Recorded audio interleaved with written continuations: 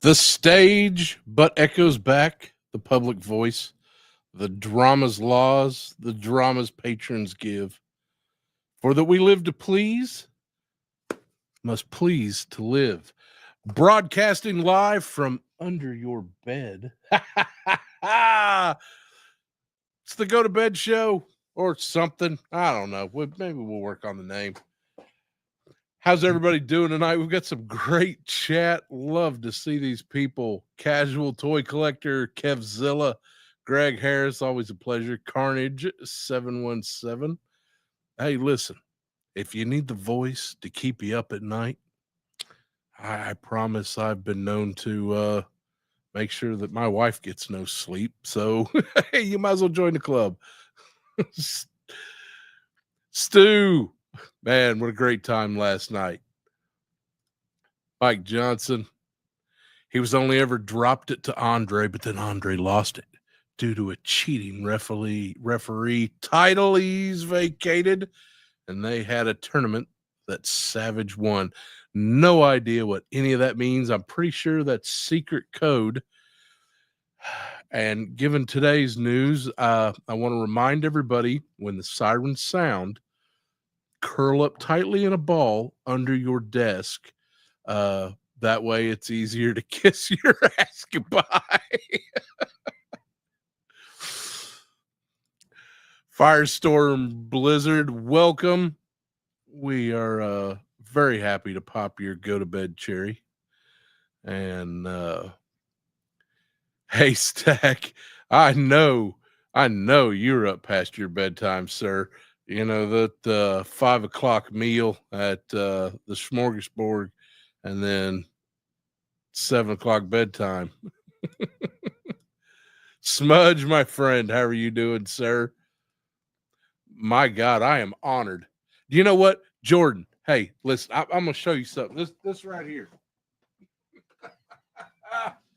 I can't believe I spend a fucking week drawing this, and Bobby never showed it to you.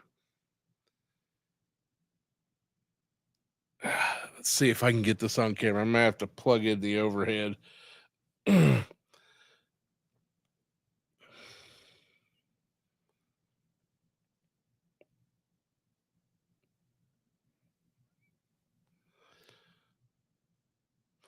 That's for Jordan, behind the scenes guy.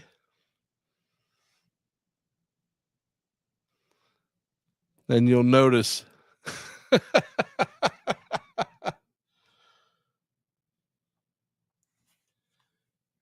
he likes the mild sauce that says, "Let's go on an adventure." Oh. Thank you, Jordan. You're always welcome in our space.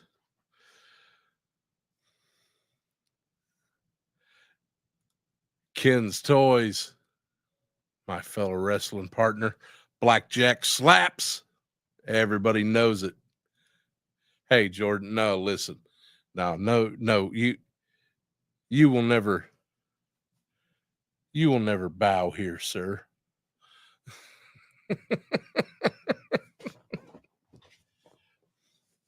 I'm the behind the scenes guy. I've been working on that. Do it. Make sure I tell. You know what? Leave my name out of it. I don't know. You're very welcome. I've been planning on. I drew a bunch of stuff for a lot of the guys. Like it's Chad, for Bobby, for Laser Pants, you, a couple other people. I'm going to make sure to get good prints done of them and get them printed out and signed. Right now, I've just kind of, drew a bunch of stuff for, as a lot of people know, I spent more than a couple years just kind of stuck in a chair. So y'all on YouTube were my family and keeping me sane, as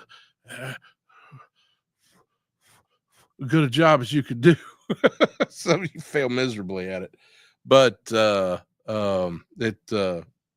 I got a lot of enjoyment from you, so it was really nice to give something back.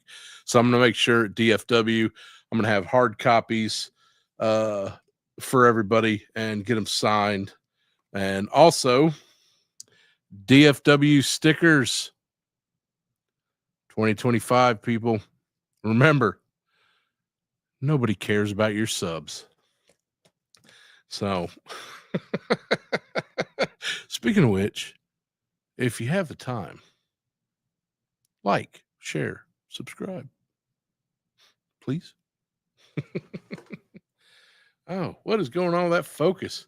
Come on now. Oh, there we go. Yeah, let's get me back in 1080p. Anyway, I got these stickers. I have 97 of them left after my wife, daughter, and myself took one. And so hit me up, look for the Fez, and catch me at DFW, and I will make sure, just ask me for a sticker, and I will get you one. And the ones I don't give away, I will burn in the parking lot.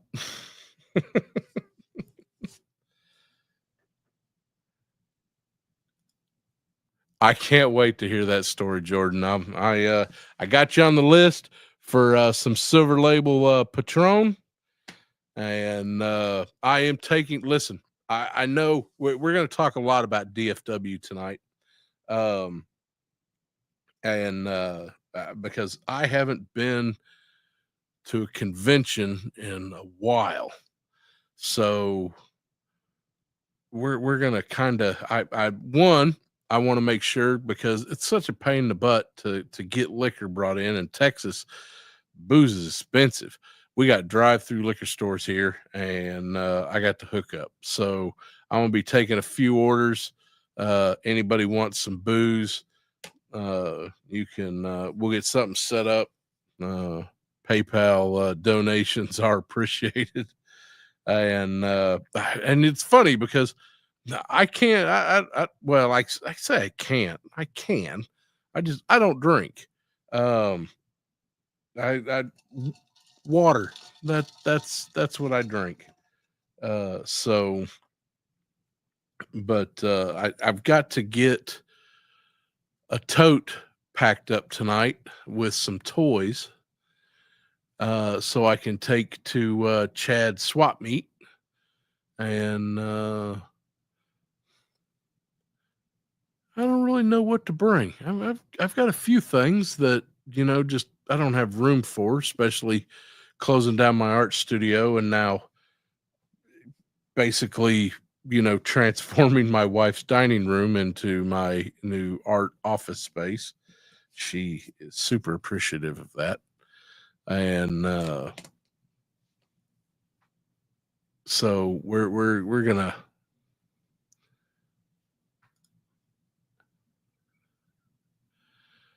Hey, Greg, I listen. I'll tell you, I'll have a sip for you. Hey, and listen, Jordan, and don't feel bad. I still haven't got my hey Max, you want to come to dinner invite? So don't worry about it. You're not the only I heard something about a button up shirt. I'm like, I don't know, no button up shirt. I used to make $100,000 a year dressed just like this. The fuck I need a button up shirt for? Listen, I gotta take a second, and I need to welcome my cohort tonight, who unfortunately is not going to make it to DFW, but is awesome nonetheless. Talib 1980 collects. I say fuck your button up shirts. Right. And hello everybody. What if I just go find the cheesiest fucking shirt, and you think they would laugh if you got one of those tuxedo t-shirts? Would that count? I mean, if it's got buttons. Right. So a couple buttons on it real fast. I'm still in process. I'm 62 pounds down, but I'm still kind of technically in the fat ass category. So, if I get a button-up shirt, it's just going to be one big button-up shirt.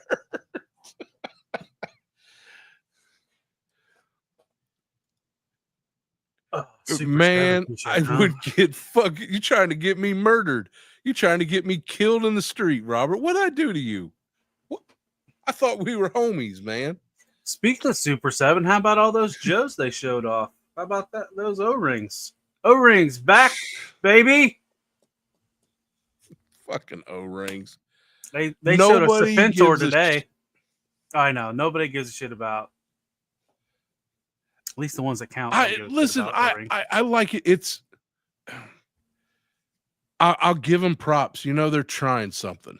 I got plenty of nostalgia when it comes to O-ring figures, but I don't care. Even if it was Hasbro putting them out, I couldn't give two shits about O-ring figures.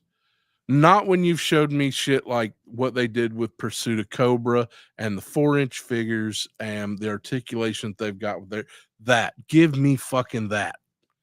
Yeah, I don't understand why people like to go back to old technology.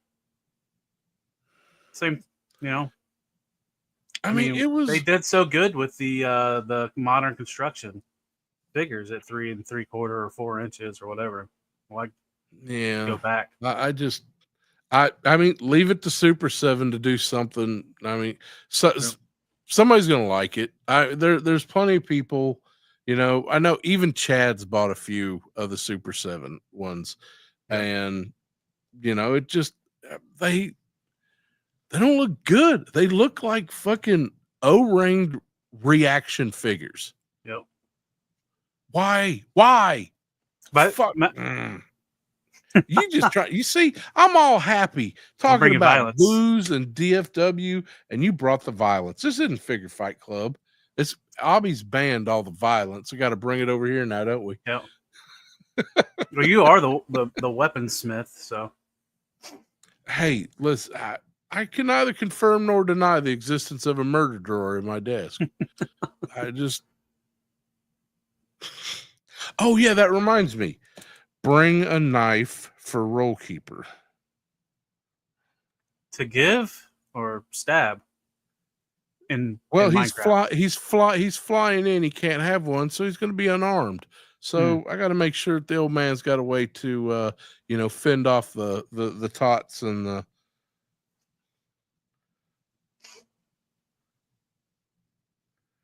I figured this one might be a good one. I think this one might be good. That might be big enough. I think that might be big enough. Cut a steak with it. It's some little tiny ones. Maybe you just bring some knuckles. It protects your fingers, right? That's what they're for. It keeps the papers on my desk weight. Okay. I thought it was like those copper socks and sleeves, but it's brass. It works better. It takes away the arthritis and all that other shit. Yeah, I got my little weights, so I can. Hey, Smudge, what's going on? What else we got going on there? But yeah, I hate coming in derailing your show about talking about. Listen, I don't want to say. You know what? Actually, it probably is. It's just a fuck Super 7 attitude. That's what it is. Yeah. Grindhouse has got some really interesting stuff, and it looks like, I think it's O-ring. Delta 17 is O-ring, and they're interesting, but they honestly, none of them do anything for me. O-ring is something that is going to break 100%. Yep. If you leave it alone in the box, it's going to break. Yeah, because what did Hasbro do? They put some new O-ring in them that was like they use that type of Silicone. material. Yeah, but they use it in like food processing and shit like that. Wasn't that what they touted? So it's supposed to have higher durability, but in the end, it's rubber. It's oil based. It's not like plastic that's oil based. It's going to break down eventually and break. I don't know. I'm not a toy expert though, so don't take my word for it. Yeah, read it in a book. I'm not a plastic expert. Hey, listen. Listen to anything. This is just me.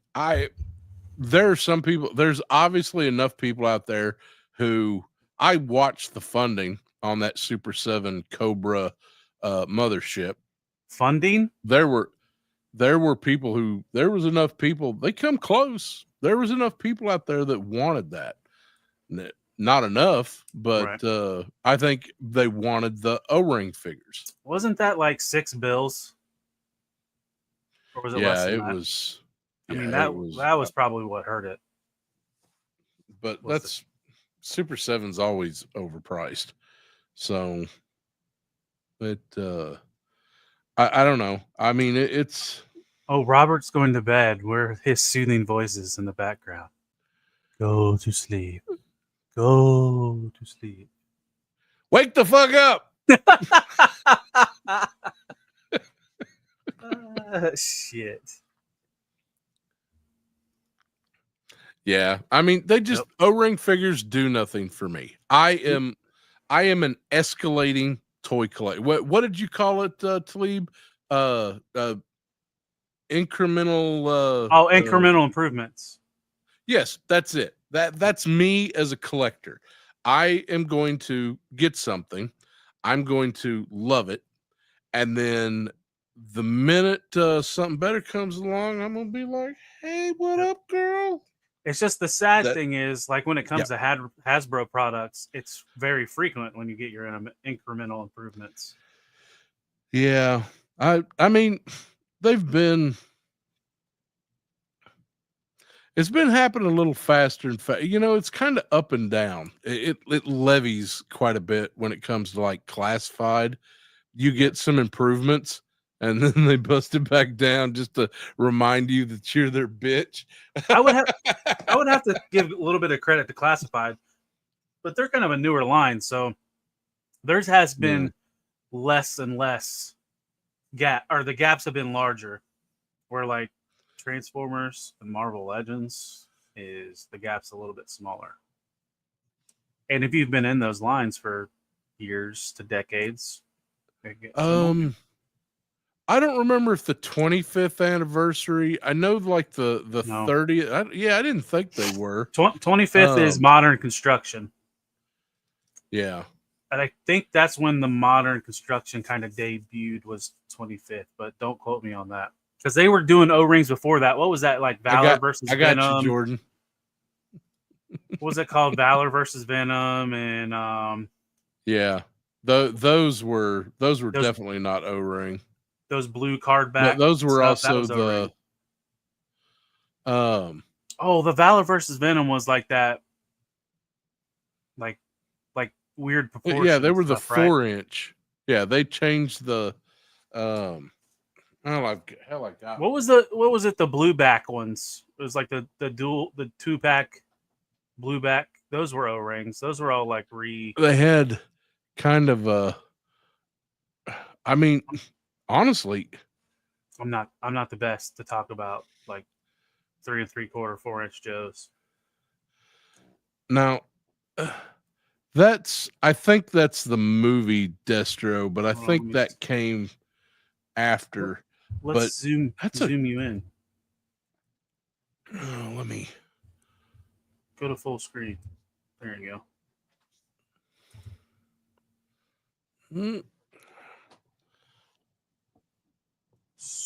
Okay, so that was one of the movie figures. I think so. Yeah, I thought the movie figures were Modern Construction. This is Modern Construction, but it's got some really great articulation. Yeah, the Doctor Who Destro. I don't know why I'm trying to guess what these are, but yeah, Valor versus Venom were not O-ring. When we can look at Google. I mean, you've got ankle pivots. He can.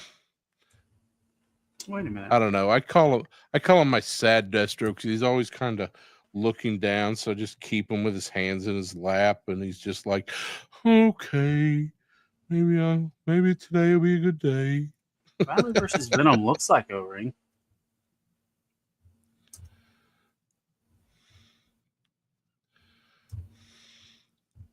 This is where we need like a phone a friend to Chad. I sent out invites. I did. I didn't get this today though. What's that? Oh, is that the That is Hot Wheels? The Hot Wheels Sky Striker. Yep. Yeah, I couldn't. Did you have to order it, or did you find it?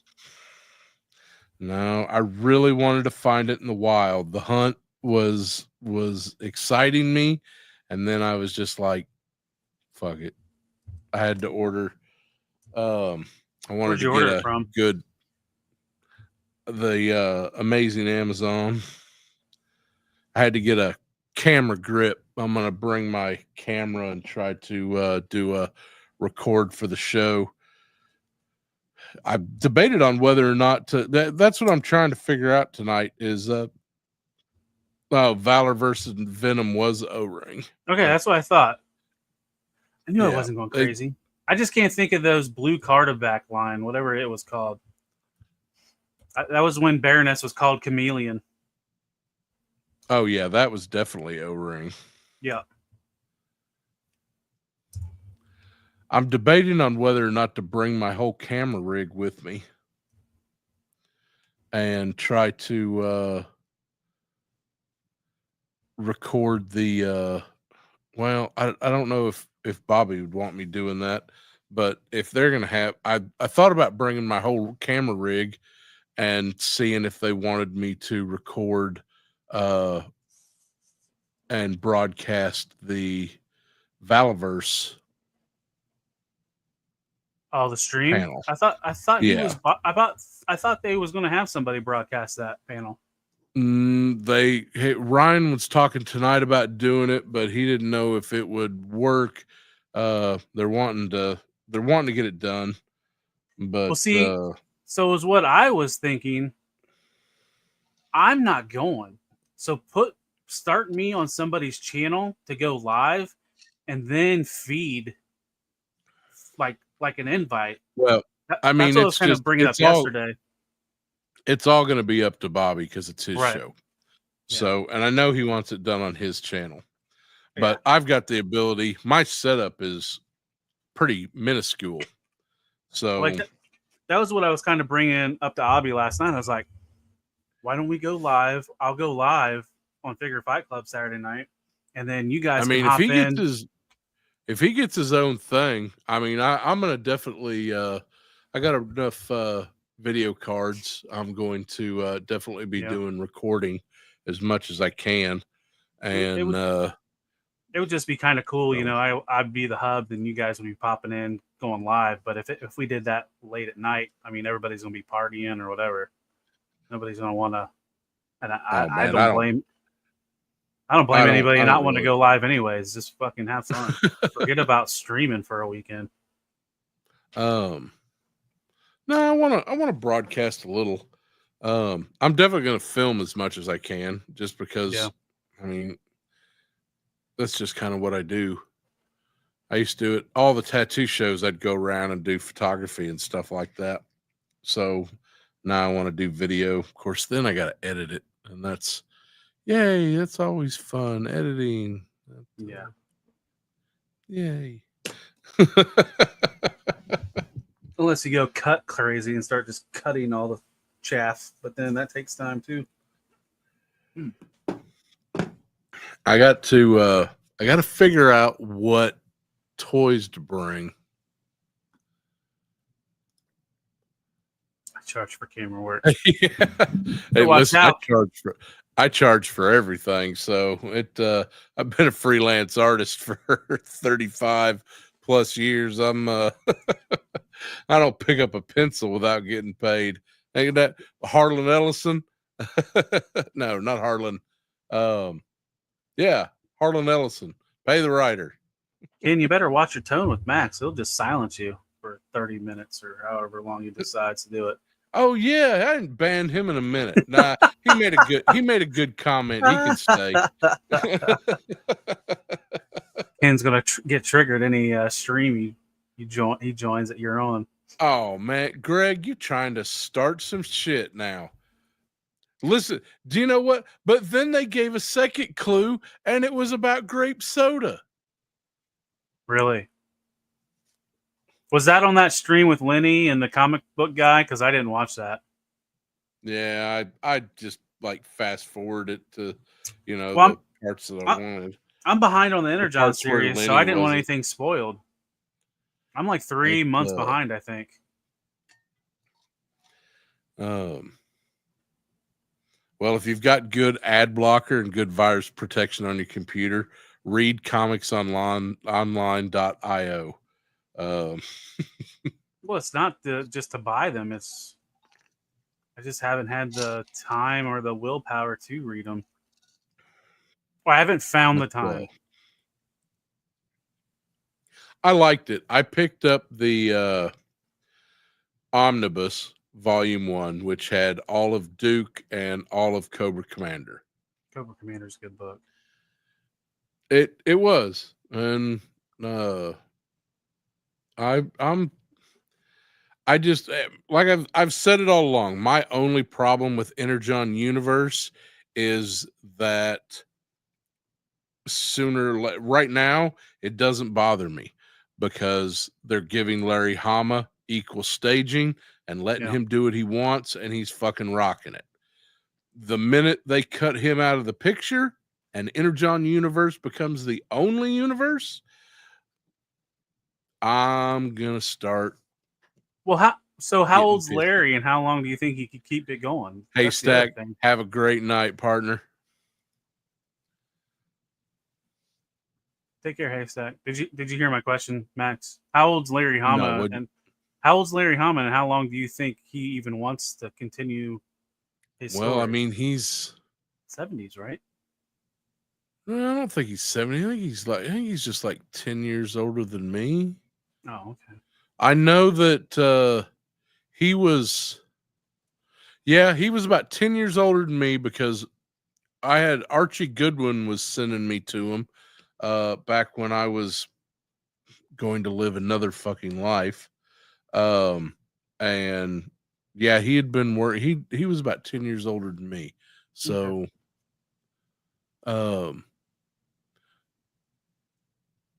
maybe he is 20 years older than me.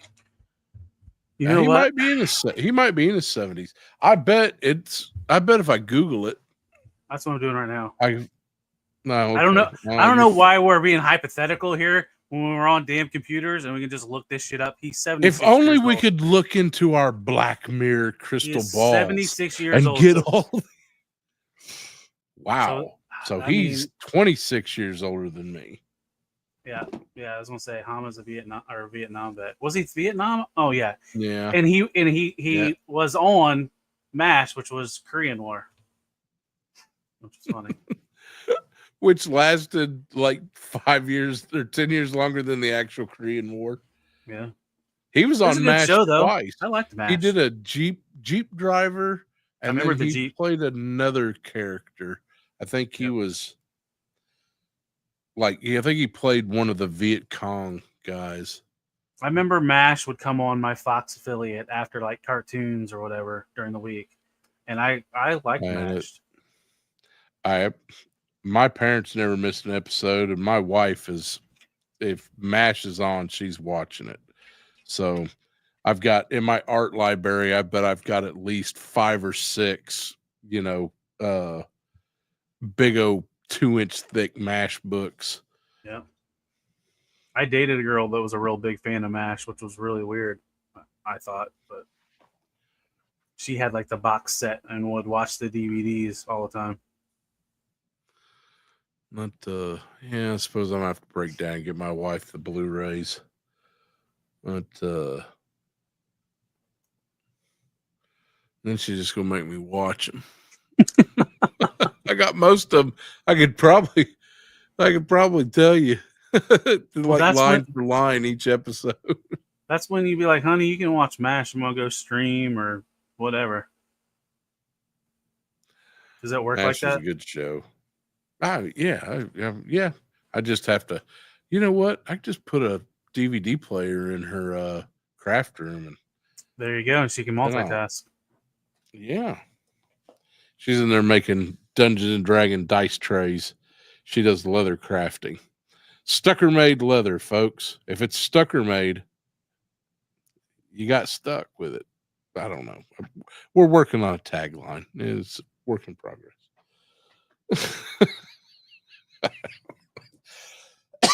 All right. So who else in chat's going to DFW? I need to get these liquor orders. Oh, Bobby's getting damn. some Johnny Walker Black. George is getting some Silver Label Patron.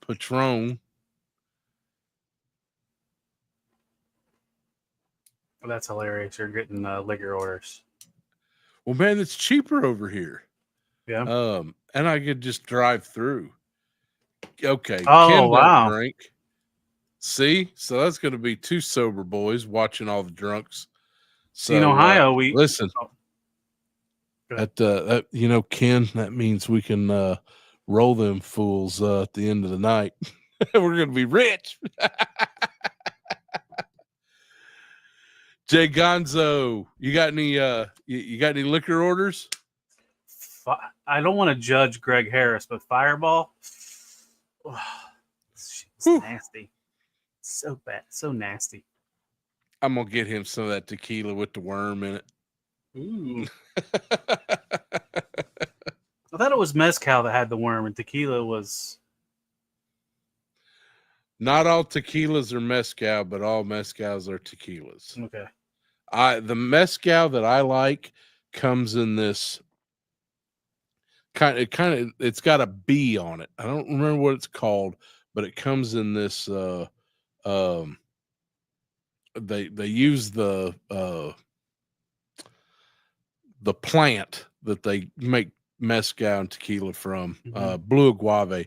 They use some of the limbs, and they make the kind of a little basket weave, and it is so good. Just it's like drinking water. Ooh, sake. That's what Snake sake. Snake sake. Fireball and Mountain Dew. Damn. Oh boy, good Lord. You hate your insides, Greg. 100% hate your insides. When you absolutely positively got to clean that colon, accept no substitute. The snake sake comment reminds me. So I used to work at a factory that we made firemen's turnout gear. And Smirnoff it is, sir. And there was a bunch of Vietnamese and Korean people that worked there. And the Vietnamese would always go home for like a month. And one of the guys I work with, kind of close with, he brought back liquor from Vietnam.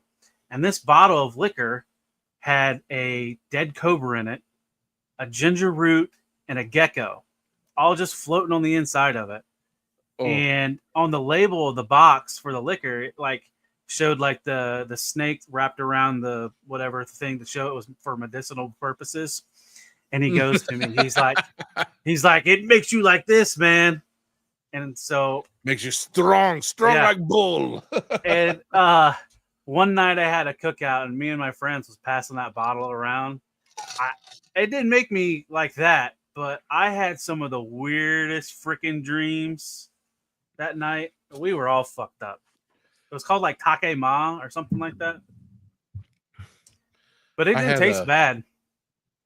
I had a guy give me a shot of something from Vietnam. It was just it had just a ginger root floating in the bottom of it. And just a little glass with a cork stopper, wax sealed, and had this label that I couldn't read a word of it. It had some symbol on it. And he was like, "You drink that, I was like, what is that? And he was like, oh, I keep that there. That's my get one free drink. And I was like, what do you mean get one free? He's like, you drink that, I'll do your taxes for free. So I was like, I was up for 3 goddamn days. Wow. 72 fucking hours. And I mean, it wasn't that I was bouncing off the fucking walls. I was just like, did you see the green fairy that night? man. Nah, listen, I like absinthe. Good absinthe, like some Fernand or something like that. I just Stew. yeah, Stu. If I had some of that ginger drink, it would definitely be a 72-hour stream, and I wouldn't miss a beat. I would talk the whole time. It would the shit started popping after that. I ain't been right since. So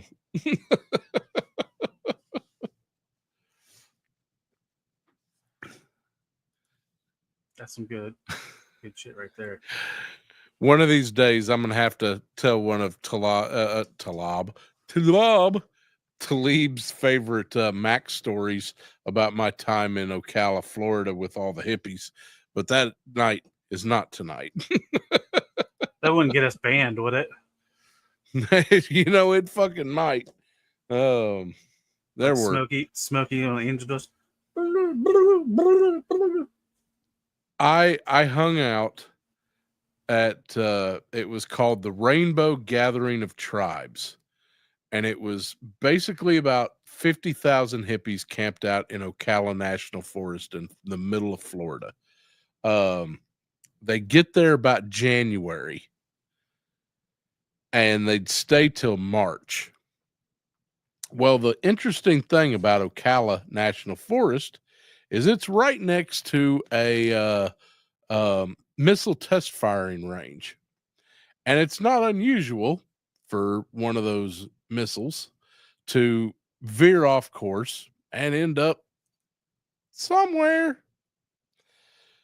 So me and this cute little hippie chick go off with her little hippie chick blanket, and we're going to go find a place to do hippie chick things. And I'm just about to slide into third base when one guy in a fucking, I shit you not, Men in Black suit comes up, followed by 2 green shirts. And they're like, don't move. And we're like, okay.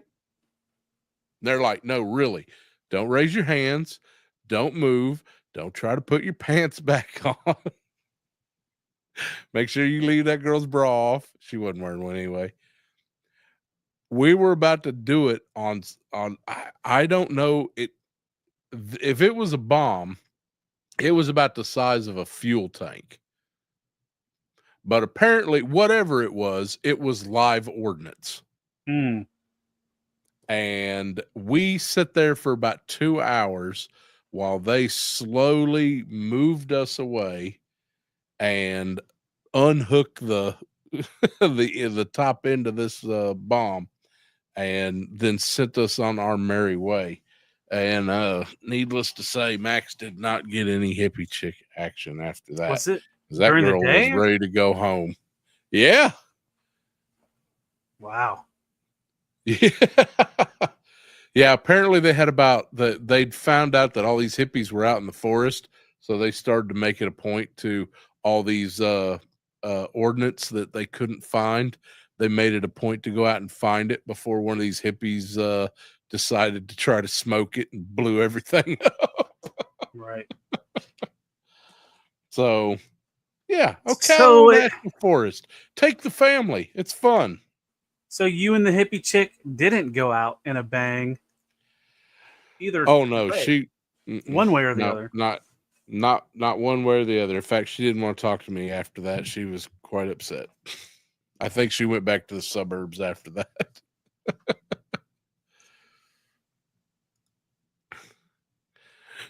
Nice. Don't try to make out with hippie chicks on top of it. You'll be all right. As long as it's not live, right? I got you, Jordan. I got you. Look, you're on the list. Silver Patron. I got you. You got a friend in me. You got a friend in me. I'll get you so drunk that you gotta pee.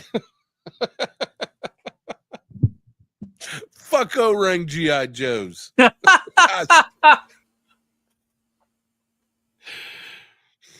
trying to think. I don't own an O-ring at all. I sold all that shit. I had 2 of them around here somewhere that were really nice condition. One of my favorite G.I. Joes, the one that everybody hates, Ice Cream Soldier. And I found one loose, really nice condition. Had it in a bag, had it safely tucked away, found it. That thing was in 5 different pieces because that O-ring had snapped. And when that O-ring snapped, it knocked his dick off. Oh, And yep, hate that when the I jibs swore I'll never spend another dime on an O-ring figure. Yep. But and that was one of the reasons why I sold all my O-ring stuff, is because I didn't want 40-year-old plastic on my shelf. Almost 50-year-old plastic. I love vintage stuff. I love it. I've been an antique dealer since birth. I had all those figures, all of them, 83 to 87. I got a checklist. But I had them and I loved them. I still have love for them. I just don't want them today. Yep.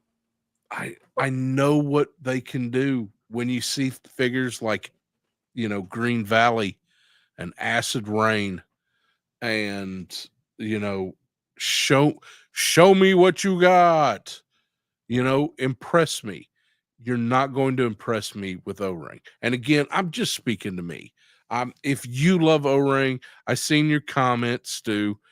If that's what you love, man, I love it for you. If I can help you get one, I'm all for it. I don't, when I say I hate them and stuff like that, it's just, I'm just speaking for me. Yeah, it's not like we're going to tell you, you're wrong, you like O-rings. You can like whatever you want. That's I mean, I'll only tell you that if you buy the Super 7 shit. But because I can't say that I've seen those Super 7 in stores, so like I've never even been tempted to buy one. My Targets around here suck though, so I actually saw a grunt, like a 4-inch grunt figure, brand new on the shelf in the wild at a Best Buy in Ellick, Alexandria, down an hour south of me. Oh, I know. And Jay Gonzo, Max is seriously considered getting on that fucking train. Dear gods.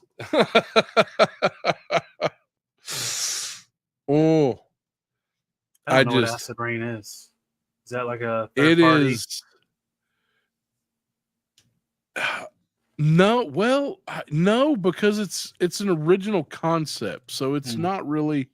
I mean, it might be. They don't do knockoff stuff; they do their own stuff, and it is really articulated dystopian future militaria. It is really well thought out, really imaginative. It is seriously, I don't, there's not even the channels that do talk about it, they don't talk about it that much. It's and which really surprises me, because I think if a lot of people really got on board with it, that it would be blowing away anything. Yeah. If they had even a little bit of media really hit here in the US, that shit would blow up. I'm not even going to make an analogy. It's too soon. So Darth had a question about the Reaction Plus, if they're close to O-ring figures, OG O-ring figures. Yes, they're very similar in design. Feel is where it's really off base. I guess the plastic. But they got a big barrel chest. Yeah. That's the like they're. I haven't seen anybody put. Chad might have done a video when he was looking at the bat where he took an old school bat right next to it. And you could see, like on the old school, when the early G.I. Joe designers at Hasbro used to design G.I. Joe figures, they used to use what was called Hasbro wax. And they would take the skeletal body. You know, all G.I. Joes are almost exactly the same. And then they would take this little frame and they would take this Hasbro wax and they would sculpt out the figure. The way they always had, you know, you had smaller torsos, you had good shoulder, you had some neck. These new figures have no neck. They've got these big barrel chests, and it just, yes, Ken, that's it right there. They feel like Leonard. That's what they feel like. They look like fucking dollar store action figures. And you know what? There's nothing wrong with those. I know some people who collect those, and some of them. But your dollar store action figures aren't $25 either. Yeah. They just, and yeah, I get it. I get the desire to have somebody bring back, you know, the O-ring stuff, but it just. Well, I think a lot of us Why? as collectors are kind of creatures of nostalgia. So that's why, you know, But they're doing that. But you could take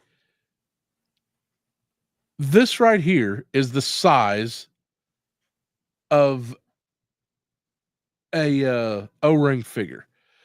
And the way they've got the torso, the way it moves, and the way the hips move, this thing feels like an O-ring figure. And it's got the knee articulation, it's got foot articulation, it's got wrists. Yep. Okay, the elbows can bend backwards. That's kind of creepy, but you know, it's got all the articulation you could want on a 4-inch figure. I'll grab one of my moderns.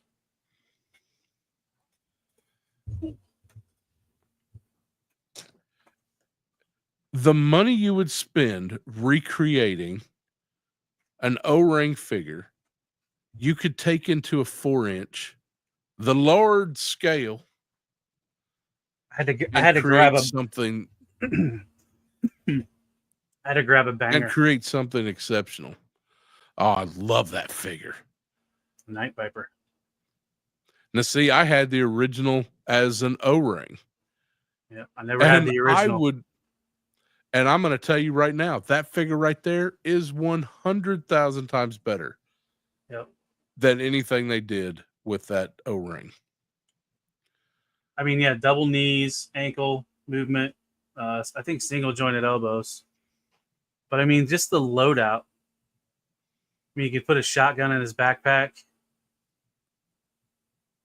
And then the coolest thing with these modern figure stands, even though this is a Zartan one, I don't have his figure stand. Yeah. They'd have figure stands with it's something it's something I've seen how I just had to order 100 more figure stands for my damn classifieds. That's definitely something I wish that they'd.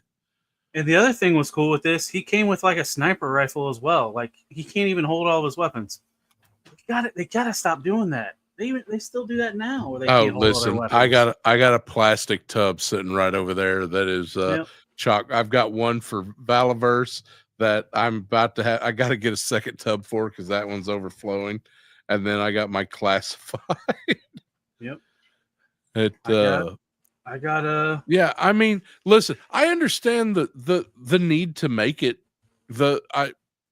it definitely something that, you know, should anybody make a O-ring? Absolutely. Do an original line. Well, listen, I say that the minute I say, hey, you know, take and redo the original 14 and do them an O-ring, then then I'm going to get yelled at because people are going to be like, what is it? All the repo people will be like, no reproductions. All you got to listen. My argument is just this. Anytime you think you want to see them bring back the O-ring lines, go look at Green Valley, go look at Joy Toy, and go look at oh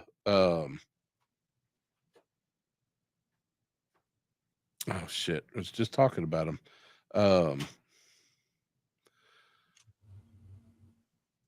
I'm curious though how loud what the group was that were wanting O-rings. I wonder if they were hearing it at like conventions or what.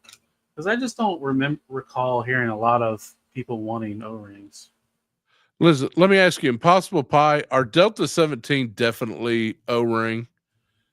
And like Operation Recall, wasn't it? It wasn't O-ring. But see, that's not what I'm talking. But also, I want to be clear on this too. I'm absolutely not talking about companies like Delta 17 or Grindhouse. Those are unique figures designed from scratch to be that. Super 7 is taking a bunch of designs that were already done 30 fucking years ago to the best that they could have been and making them fucking worse. That's so I want to be clear. I am not trying to diss track Delta 17 or Grindhouse Toys. I'm actually I like what Delta 17's doing. I'm still not going to, you know, I support them. I'll talk positive about them. I'm probably not gonna. If one comes across my table, I would probably get one. I'm looking forward to seeing some at DFW. I'm sure they're going to be there. But and Grindhouse, I just. Well, you got to think the other thing Super 7 is doing. They're not doing characters they're trying to do offshoot characters like that Jinx. It doesn't look like the Jinx that we got in the vintage line. It's her unmasked, and she has the little silly toilet plunger broken fuel stick. But at the same time, they didn't put the headband or whatever over her eyes because at that point of the movie, Beachhead broke that fucking thing, and she had her eyes covered. So they didn't put something on her head to cover her eyes or anything. It's just like I said last night with Mad Hatter. Super 7 is those they're a fucking hipster meme.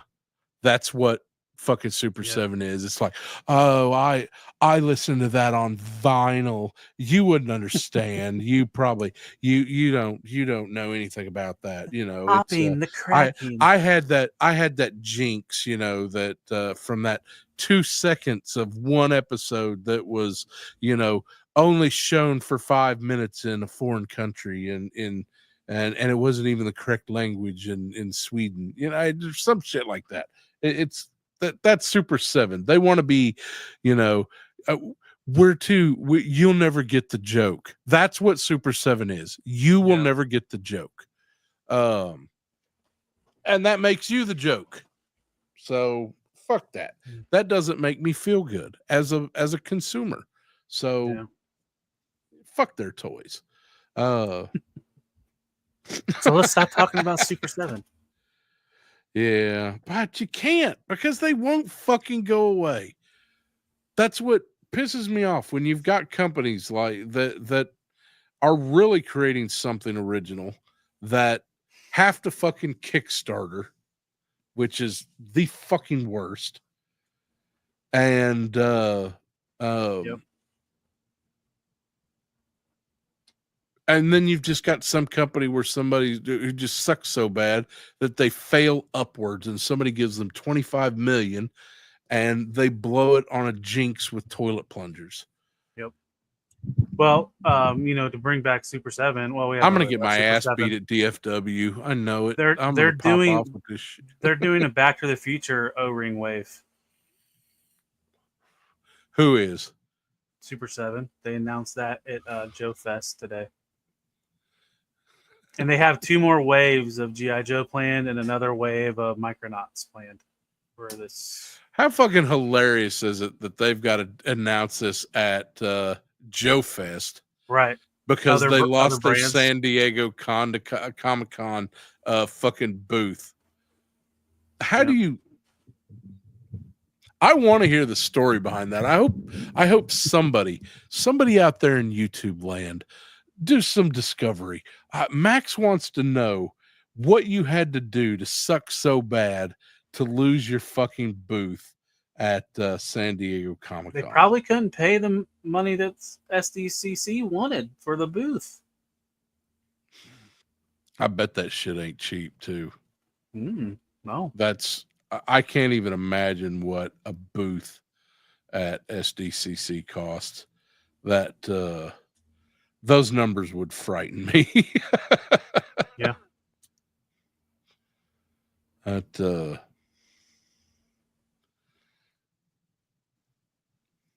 I don't know. That and you know what? And I'll tell you, some of the early it's only the reaction stuff that Super 7 that I just don't like. Some of the other Super 7 stuff that they do, like their kaijus, their old vinyl kaijus, man, that shit's not bad. Hold on one second. Cooter's Garage, hot damn, pop a beer, relax, and let's talk about how to rebuild that big block. I love that Captain Chaos on there.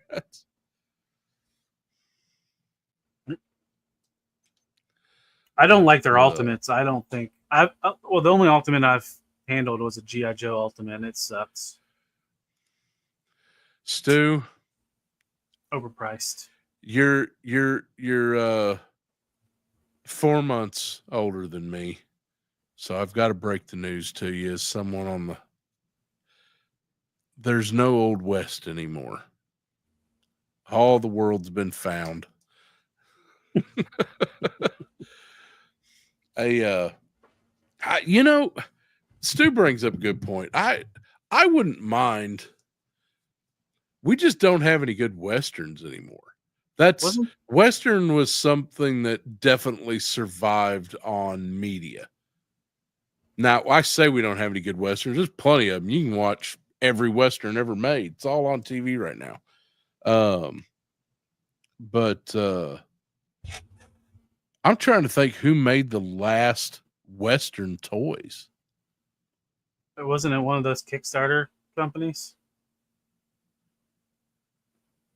I think somebody was trying to do something with some. Yeah, I don't know. I mean, we had Cowboys versus Aliens, and I was actually kind of surprised that you're talking about movies. They didn't try. Yeah, I'm just kind of surprised they didn't actually put out a toy line for that. I'd buy an Olivia Wilde figure. Oh, she was so hot in that movie. Oh.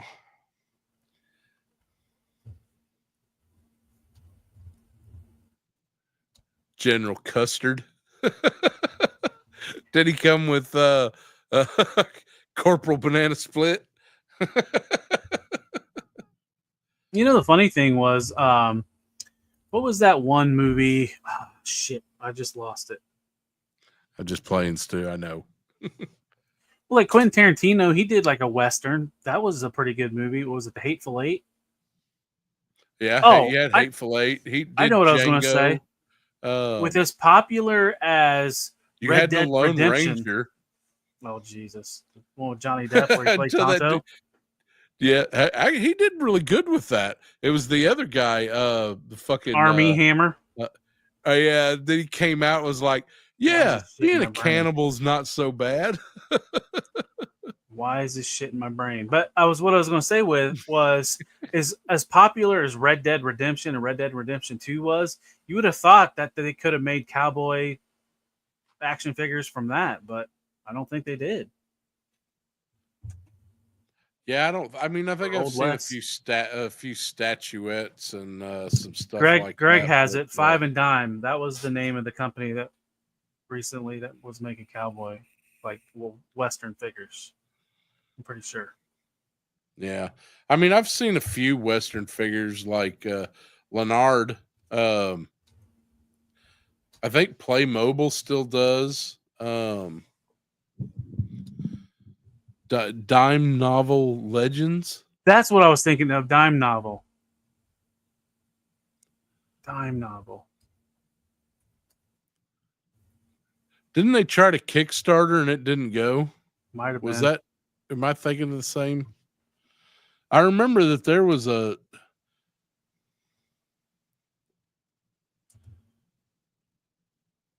Yeah, Dime Novel I mean, Legends. you can still get a few things. Listen, anything you want, you can find on Amazon. But getting like even a 4-inch or a 6-inch Red Dead Redemption, I really think that would have been.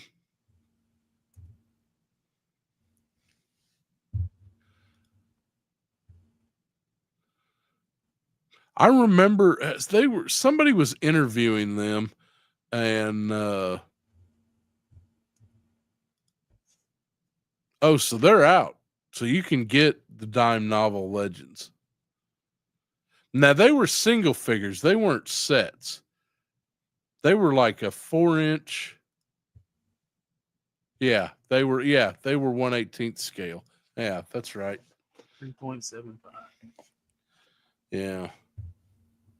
Chicken Fried Toys is the company's name. Yeah, that's right.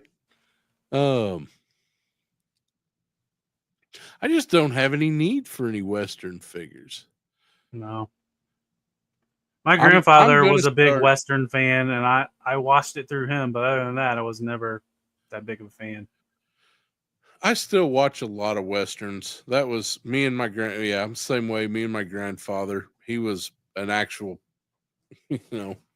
I've probably have know, seen them all, but haven't seen them all. I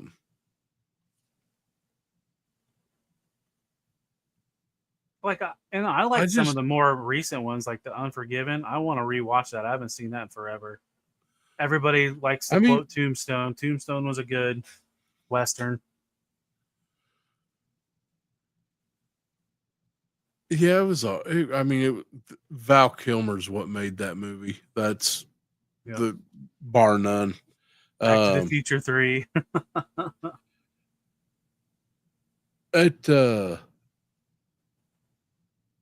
You don't have any good Clint Eastwood. Like, even you'd think like somebody like Hot Toys would do a, Pale Rider or something like that, or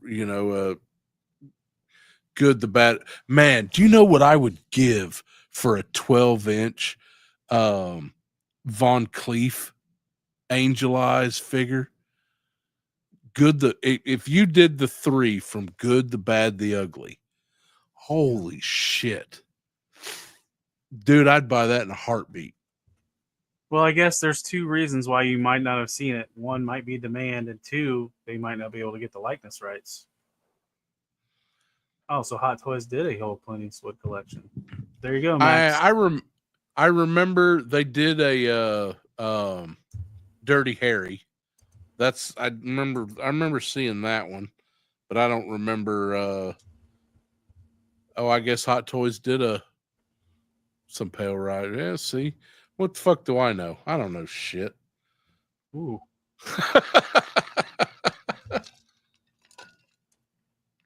I'm looking at them right now.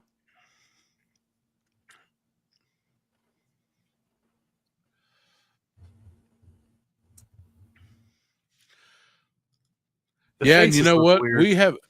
We haven't got any good Cowboy Bebop figures. So Loyal Subjects, no, not Loyal Subject. What's the other brand? I think my kid's got a couple of them. She's got Vicious. I think the only one we're missing is Faye Valentine. It's the one you find over in the adult collectibles section, the NECA section at Walmart. They do Gundams and they do Max, yeah. would you like to see the Hot Toys Man with No Name? Oh, I don't want to see the price. It's $285. It's on pre-order right now. Those SH Figure Arts, find one that they run for even the simplest one. You're looking at I seen the Vicious the other day at Second and Charles, and it was $135, and it is a little bitty fucking thing.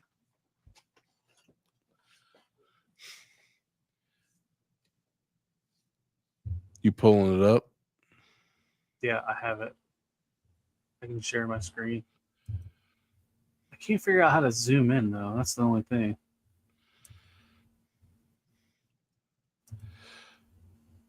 All right, let's see. Share screen. The Man with No Name, 1/6 scale. Ooh.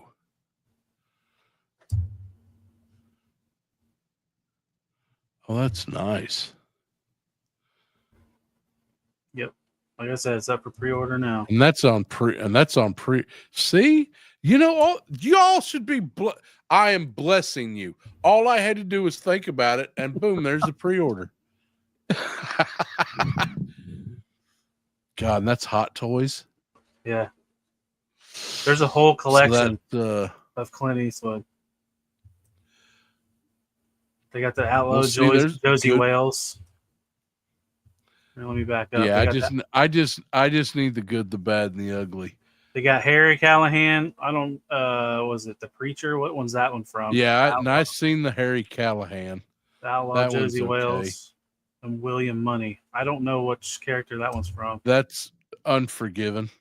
Okay, but I mean, those face sculpts are good. Well, so where's my Tuco, and where's my Angel Eyes? Maybe you need to message Sideshow and be like, get on it. Guess it all depends on how well theirs are selling, right? How much is that? How much is that? Good, the bad, and the ugly. Clint Eastwood. It was $265, $285. It's expected to ship July 2025 between December 2025. So they don't even have like an exact month. Sideshow says flexible payment options, interest free from $85.50 a month. Oh, yeah, I bet they do. I already got enough fucking credit card debt because of this shit. Credit Karma keeps telling me, hey, you know, you can get another credit card. You're pre-approved. Shut the fuck up. I am. Oh, they're doing a Young Guns 3? No, I haven't. I haven't heard about that. Yeah. Didn't they all die at the end of Young Guns 2? Yeah, how the fuck are you gonna do Young Guns 3? You better find a different fucking story. Listen, you know, there's plenty of stories without Billy the Kid with the Lincoln Ranch Wars that they could pull into the Young Guns and keep it relevant. But goddamn, how the fuck old is Emilio Estevez now? That dude's 60s. Fuck it. Yeah. They did the Young Guns 2 was the Brushy Bill, the take that he lived. So where the fuck are you gonna go with it? I don't have much hopes for that script. That makes me a bit nervous. He is 63 years old. Yeah, shit. He's almost as old as Brushy Bill was when that dude fucking died.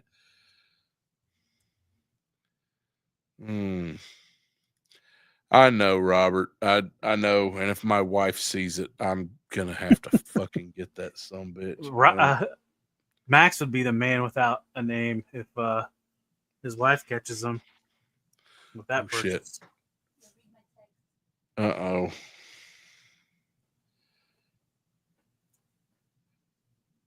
Oh, my wife says, nope, that money's going to DFW. Hey, but you don't even know. It's a Clint Eastwood Good, Bad, and the Ugly 12-inch figure. And it looks sweet. Tell her you'll get the MASH DVD box set for her.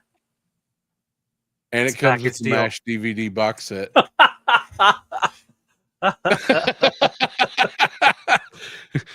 She's got that confused look on her face, like this fucker about to talk me into something. Why does it come with MASH?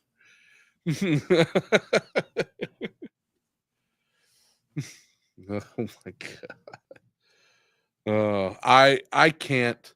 I've got a couple sideshow collectibles, like some of the Star Wars. I got the AT-AT driver.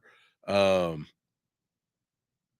got the because I gotta have my AT-AT drivers and my TIE fighter pilots. Those right now are really the only two Biker Scouts are the only Star Wars figures that I give two shits about. Hasbro almost got me when they reissued all those New Hope figures. Yeah, but and that's all soft good stuff, right? They got a lot of it on there. Yeah. I guarantee I could probably outshoot most of them fuckers. So,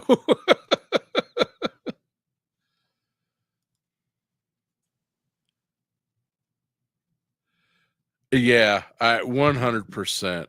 There's, that's what they'll do, man. They listen. If you want good representation, skip Young Guns 3 and go straight and watch Reservoir Dogs or Reservation Dogs. Yeah, did I say that right? Yeah, because Reservoir Dogs is Tarantino. Yeah, so. Yeah, you can watch Reservoir Dogs too, but Reservation. Hold on, I got to look this up. It was a great fucking show. I fucking pissed my pants watching it. I don't even know what we should change this show to the Google show, not the Go to Bed. Yeah, Reservation Dogs. Yeah, I got a friend of mine. He was a tattooer. He's passed on now, but his name was Frank Fencepost. Nobody. There you go, Stormfire. If you get Frank Fencepost joke, that's a deep cut just for you. How do you earn a name like that? What's your name? Frank Fencepost. Where do you live? Under the sky. Oh, I don't know. Listen, I'm gonna get some sun going to DFW when I come back. Y'all see what a Seminole Creek it looks like, who's actually been out in the sun. I just look like this because I ain't been outside in 3 years. Need that vitamin D. Frank Fencepost is a stand-up guy. Young Guns 3. We got to complete the trilogy. No, they don't. It's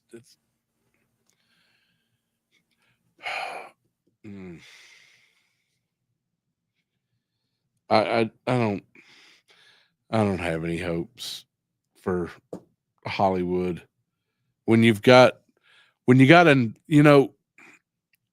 anthologies used to kind of lead the way. You got like anthologies right now, like Secret Level on Amazon and Love, Death, and Robots. That new Just Killer of Killers was kind of an anthology. see, there you go. You've got that used to be the shit right there. It's like the people really took attention to this section of this anthology. Let's take it and expand it. That right there, that's all you need. Hollywood, you want your answer? There it is. I don't know. We're fucked. Every time you have a huge writer's strike, you have at least a minimum of 5 years of shit. Yeah. So, we just finished that writer's strike 2 years ago? A year ago? So we got another 4 years of fucking Love Island and Ow My Balls. Well, I think another thing that suffer kind of through. hurts Hollywood is they try to get those international dollars from China, and they try to cater to some of their like policies or whatever things they can show and not show. Yeah, and getting what's his name? John Cena to apologize. John Cena. Yeah, dear Oh, China, man. I apologize, dude. Yeah, how that They had him motherfucker by is. Yeah, they had him by his short and curlies when he went on there apologizing. Jeez, man, that was something. That was hard to watch.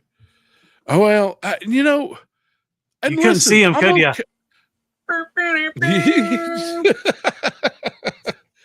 I'm okay with a little bit of catering. I'm fine with them. Listen, I'm probably, I've been around this fucking planet. It's not that big a planet. If you want to make movies for everybody, it's possible. Just don't dumb it the fuck down. Yeah. Just, that's all you got to do. Don't dumb it the fuck down. You want to change your favorite character from do a gender swap, fine. Make that character so fucking interesting you don't care. Everybody, I'm so tired of hearing this. I'm going to rant for just a second. So tired of hearing about, oh, they made so-and-so non-binary, but I don't really care because that character's just a nobody anyway. Fuck that shit. They should have made that character so fucking interesting that you're like, you know what? That's just badass. There you go. Quit fucking, if you're going to do it, go balls fucking deep. I'm tired of shit movies. I'm tired of people making whole fucking channels talking about this fucking shit that, they're changing this. Who fucking cares? Shit changes every fucking day. Make it so fucking interesting that you're great with that fucking change. Yep. Somebody was saying, I don't know, I haven't read the Scarlet part of the Energon universe, that somebody was talking about how they made Scarlet gay. Okay. Spoilers. Maybe. I don't know if that's, I haven't read it. Somebody in chat can tell me if that's true or not. If True Starscreamer's here, he'd know. I mean, she was close to Jinx. I didn't know that they were together, but whatever. It is what it is. Ooh. Okay, this just got hot. But just make that character so fucking badass. You don't care what they are. If you're worried about who they're anyway. All right, moving on. So okay. How about Super 7 and those O-rings, guys? Fusa. I'm just tired of bad scripts. That's it. Yep. I'm tired, and I'm tired of actors I know a lot of Hollywood fuckers. I know a lot of producers. I know I run in a lot of circles. Ooh. And these people are just as tired as we are of shit fucking stories. Yeah. And that's it. It's not fair to the actors.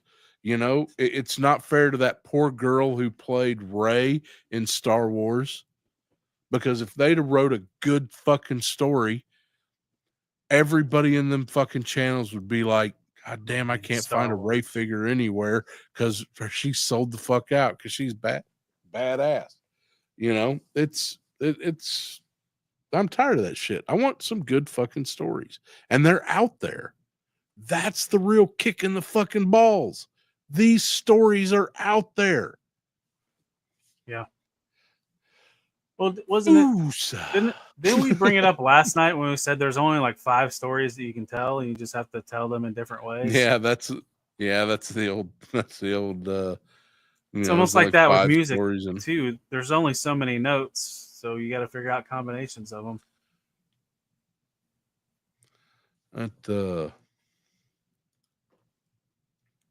See, I don't believe that it's. I mean, listen, storytelling is always about social points, Ken.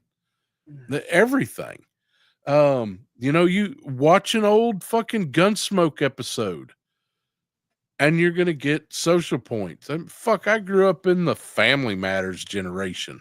God damn, you want to talk about some moral fucking television, you know, when you got every episode ends with the dad sitting down talking about, do you know what you did, son? Yeah, dad. Ha ha ha ha ha. You know, yeah, fuck, dude. Now that shit we get nowadays ain't nothing compared to the fucking shit from the 90s. Well, I think part of it is too, TV. Even before the 90s, you only had so many slots and your stuff had to be good. And movies were almost the same way. Remember, like, movies would play for months before the next movie would come. Yeah. You had to have good product. That's not the agenda anymore, is good product. Now it's just putting it. You think it's just they're just putting it out there? Throw it out there. I don't disagree. Get it the fuck out there. I don't disagree. I mean, shit, you got stuff that's it's in the theater 2 weeks and and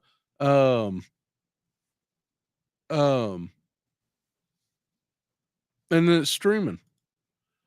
Absolutely, Predator has social points. You've got. Would you want me to break it down for it? You want to go to the original Predator? You want the survival. I mean, you know, you can take that out, but you've got brotherhood and being able to trust, you know, and trust and other things like that.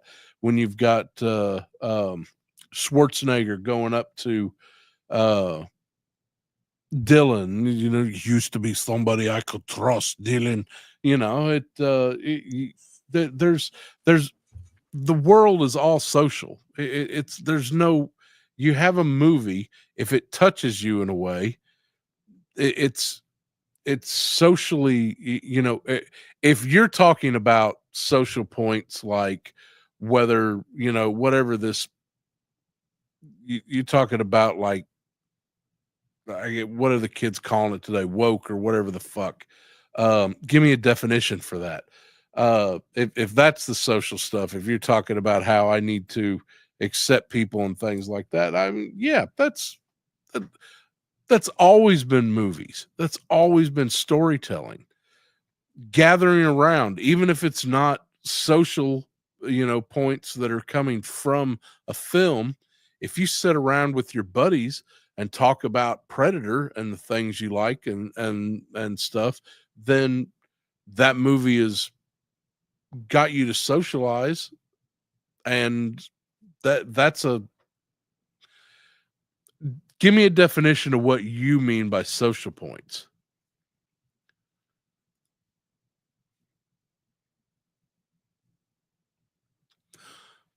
Okay. Well, what if he was? I mean, it's these people exist out there trying to, you know, and I don't want to upset anybody with this, but you know, I've got a friend of mine right now who served 19 years and 10 months in the Army, and he just got dishonorably discharged.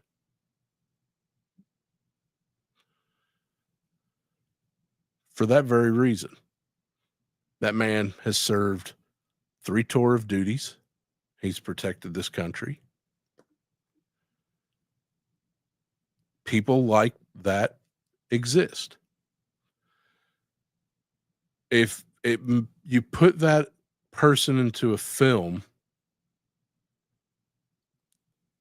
now this you and I will whatever your feelings are towards people that choose that, that's for you to worry about. But those people exist. Putting them into a movie. Now, if you're putting them into the movie and you're doing it in a way that focuses on that to where you have, where I think what you're trying to say is like it's forcing you to accept that. Well, nobody should be forcing anybody to do anything. But I want to say this right. Where the problem lies is, again, what I said before. If you took Dylan and he decided that, well, I don't think he could be white, but if he decided that he was a woman and he was there fighting with Schwarzenegger and they were taking it down, and he was doing his duty and everything was going along, then that shouldn't be an issue.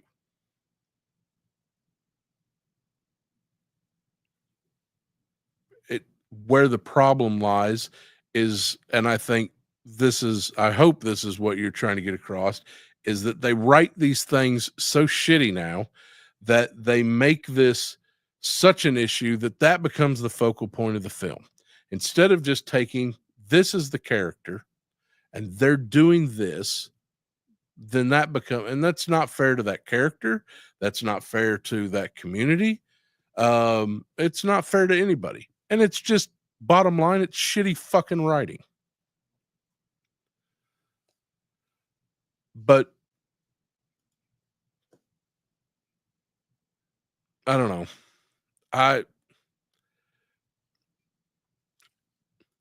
Listen, Disney is its own animal. And what Disney does, you can't really measure it up to a lot of other things. But the bottom line is Disney just writes shitty stories. If Dylan was a trans person and was in that story and the script was the same script as it was, changed nothing about Predator other than the fact that Dylan is now a trans woman, would that bother you? Because if you still have a badass movie, which Predator was 100% badass, we can all agree on that. You change one thing about it, but nobody focuses on that. It's just something that is, and you go on. Well, then the problem isn't the movie. Then that's other problems. And I don't know if this is true or not, but it feels like movie companies use analytics more than anything. Remember the movie Moneyball, where the guy that ran the Oakland Athletics brought this statistician in to build their team, where a lot of baseball was always feelings on players. And I think that's what's happened a lot with anything in general, not just movies, but any corporate America thing, is analytics plays too much in decision makings. And that's what's fucked a lot of things up. And especially movies that we love. I won't disagree with that. And let's see, let me get caught up. Well, I mean, listen, Ken, you know as well as I do, especially if you've been reading Marvel or DC Comics or anything like that, man, characters get rewritten for a whole lot less. And we fucking hate it, and then we move the fuck on. It's I've been watching G.I. Joe fucking Talib can take Transformers. Holy shit. I don't even know what a Transformers storyline is, to be honest. I can't tell you one anymore.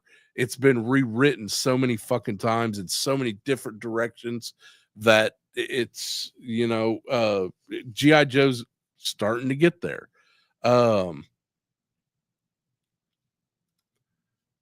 Yeah, I mean, yeah, we were all talking about MASH. Nobody gave two fucks about. Yeah. It's here we go. Thank you, Darth. I think I want to read this. Thing with representation is it should not be on the nose. Like the representation brownie points should not be the reason for their inclusion. That's right. Their inclusion should just be they exist, they're there, they're doing their thing. Right. And that's honestly, that's what most of those communities want. They just want to do their fucking thing. And that includes representation in film. I'm Seminole Creek. My great-great-grandmother, her name was Juliana Monday. She was full-blood Creek Indian. She had to marry a man named Toole to keep her land so she didn't get sent to fucking Oklahoma. And then we end up in fucking Oklahoma anyway. So, you talk about the same problem that a lot of these people have. Do you know how mad a lot of people got when they stopped using white people in brown face to represent Indians and used actual Native Americans? People got fucking pissed. So, yeah, listen, and that we agree on. But the problem is just like Talib said, like that movie Moneyball and analytics. The problem is us. We talk about this shit. We talk about, you mentioned, you got fucking people talking about woke and have fucking every joke they make is gay or something like that. And that shit starts bringing up fucking numbers in the algorithm, and they start seeing, man, this is hot topic right now, so we need to start doing this. And then so the problem is us. The more we fucking talk about it, the more we make a big fucking issue about it, the more people are going to use that for free advertising. Because if you're pissed off that they made Dylan a trans woman in the original Predator movie, then they're going to milk that, because that is another dollar they don't have to spend paying to advertise that fucking movie. So that let's see. Yeah, 100%. And that was great. They fucking rocked that shit. Cut that. Oh, god damn that fucking foot. God, I can't wait for season 2. Which character was Dane? In the Brotherhood of Steel, the one that put their foot in the boot and had the razor blade. No spoilers. God. Oh, I got a thing about razor blades. I even shave with a safety razor, but man, I'm telling you, they listen. The fact is that there's so many people. I've been across this planet, and there's all kinds of people everywhere, different, and just getting everybody. Everybody deserves a voice. Well, you know what? Let's be fair. Not everybody does. Some people probably like me just need to shut the fuck up. But hey Jeff, how you doing, sir? Yeah, Maximus's friend. God, I can't wait for season 2. I just really hope that somebody other than McFarlane makes some fucking Fallout toys. I'm so tired of shit Fallout toys. Oh, Jeff just joined. Hey, Jeff, how you doing?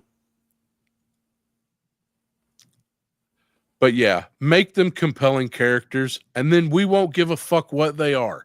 And if we do, then the problem is other reasons. Yep. That just time to step back, self-evaluate, and realize that it's I don't know. An ancient Chinese curse. May you live in interesting times, and just love, peace, and chicken grease. All right, we're officially moving on from this subject. Talib's gonna fucking beat my ass next time. No, Yeah, I'm good.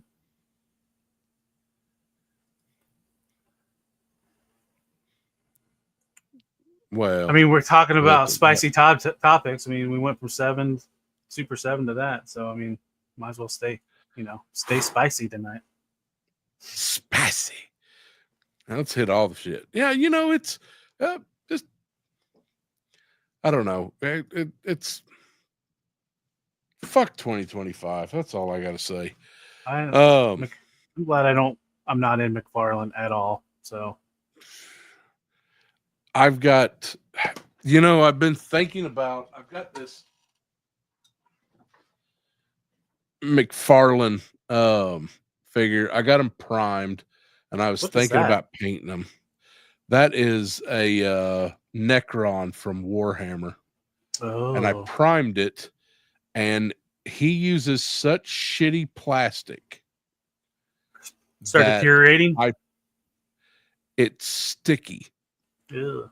And I use fucking $20 a fucking can plastic primer. It is good shit. And this thing hasn't dried, and it has been a fucking month.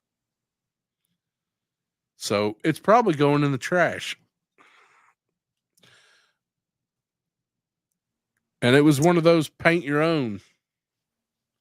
Yeah, Necron Flare. Yeah.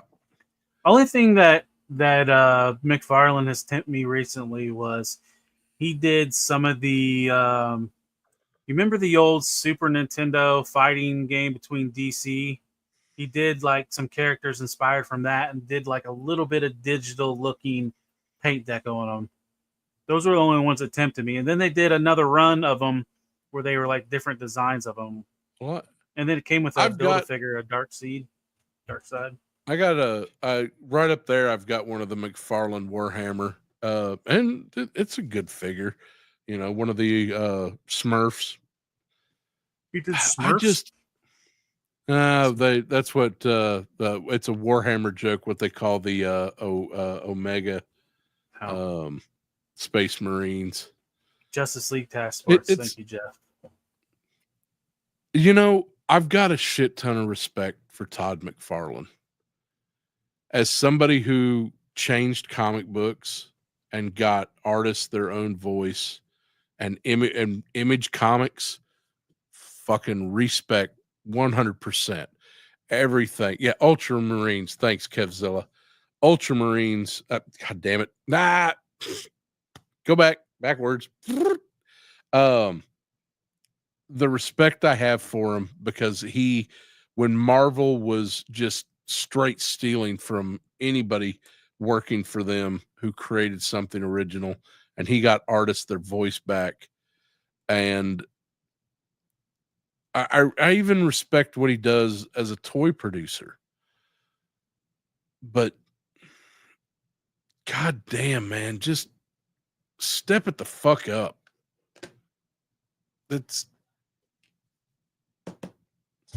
I remember when Todd McFarlane toys were the ones that you were like, holy fuck, man, look at that shit. The sculpt, the size.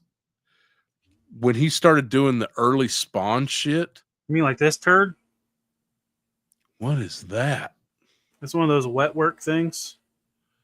Oh no, way before that. Wow, that's some old school right there. I won this on Whatnot, and I don't know what to do with it. I never had any of the wet work.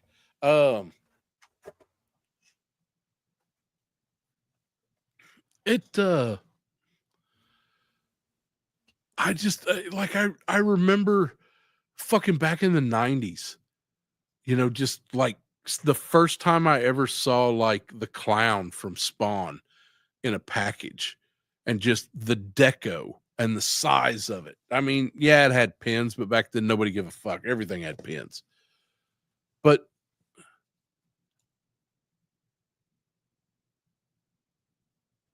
I don't know. Do you know what I would love to just be a fly on the fucking wall during a business meeting at McFarlane Toys. Just to Yes, it is Wetworks White or whatever the hell her name, whatever Ken's Toy said she is. Greg Harris says that's OG Todd figures right there. It was like 90. Was Wetworks 90, before that? This is 95. So yeah, so he's already doing Spawn at that point.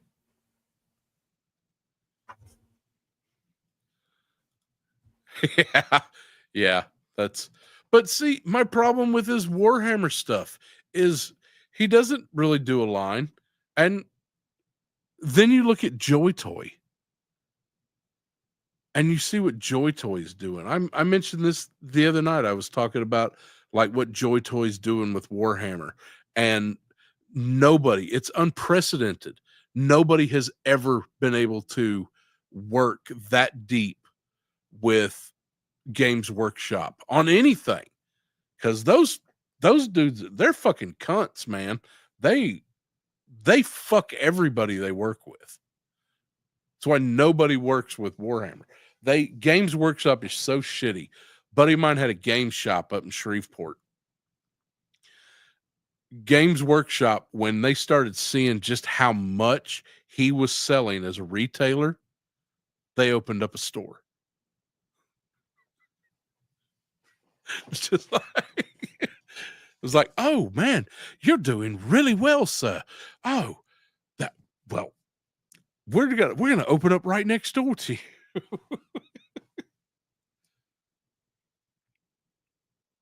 Yeah, there's a Warhammer store nearby me, but I've never been in it. Yeah, they would monitor all the retailers around the area and any place that really had a large large sales at like comic shops and game shops. And the minute they found out you were doing really well and selling a certain amount, they'd open up a Warhammer store on top of your ass.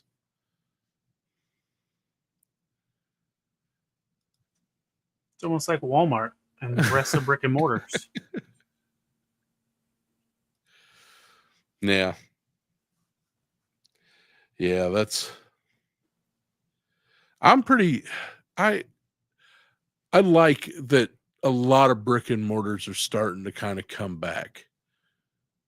But it's never going to be like it was when, right, a lot of us were kids. Amazon just, you can't compete with Amazon. They won't let you. Everybody's like, I just never see classified or all these figures in Walmart. Yeah, but you pull up Amazon and there they are, or Walmart.com, and they're all over the place. Well, it's funny how classified collectors were freaking out because Target took their stickers off, and so it's like end of the world, no more classified. And what happens? They're getting nailed with this retro wave, and then nailed with this blowtorch wave. So they're back at Target, everyone. Are they? Not my Targets. I haven't been to a Target in a while, though. Wasn't Blowtorch the one that he started out as I'm trying to remember his backstory. I think he was a Cobra firefighter. I wouldn't mind seeing some Cobra firefighters done in Blowtorch. Well, the other thing that's weird on that most recent wave, like the SKUs are all the same. So if you take this, there's only like one DCPI number. So if you take that to Target, they pull them all up. So you don't know what they have in stock. It's a shame they don't put them on their app to let you know what's in stock anymore like they used to. Oh my God. Did you say TG and Y?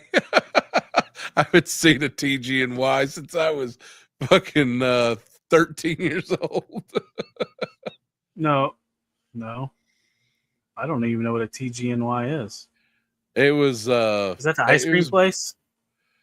We had two places in my hometown. We had a Gibson's and a TG&Y. TG&Y was like a 5 and dime. They had it basically, probably it would be about the equivalent of Dollar General or Dollar Tree today, except on a kind of a Walmart size scale. No, I said DCPI. That's like the code for Target's like internal number for their products. So if you want to find something, just look up the DCPI number, and then you can. See, I always wondered why they would always show the box and like, here's the UPC, and I ain't figured out. Yeah, see, there you go. TGY is a poor man's Walmart. Dollar Tree. Didn't have those in my neck of the woods.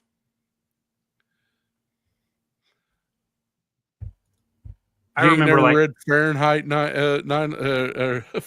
Oh yeah.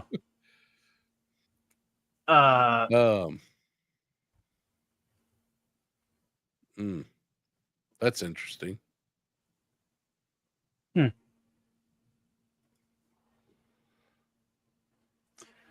What I remember was Ames. Those were in my area. Ames and Gibson's were pretty similar. I've been in Ames. The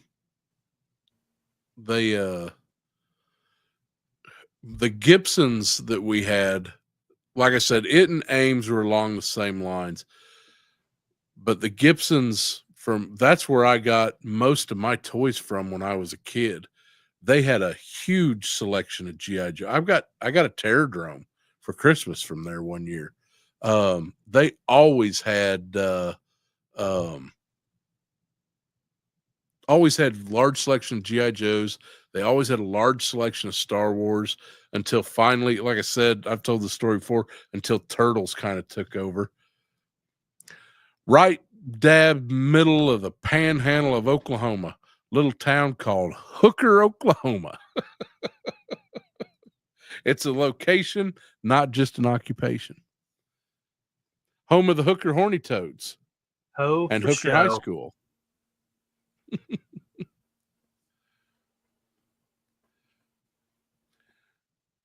But Gibson's was always stocked, and they always had it was the toy aisle. You had one main aisle that was always G.I. Joe and Star Wars, and they always. I'm surprised they didn't have a fucking flag at some point. Next aisle over, you had kind of the Hot Wheels. It's not too similar to what you see at most Targets, except it was stocked. I mean, really stocked. I've been in some Woolworths, but I never. That's more along the lines of what you would get at. See Stormfire's comment.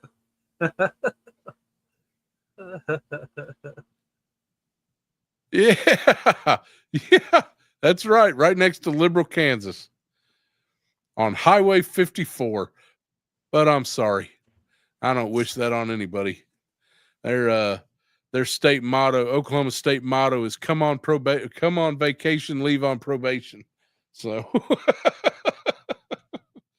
I used to work at a bar in Liberal, Kansas, and I'd drive home, and there's a little shithole called Charon, and it was a speed trap. So I worked at this bar called the Salty Dog, and I'd come home 3 a.m. just reeking, because Talib could tell you take out the trash.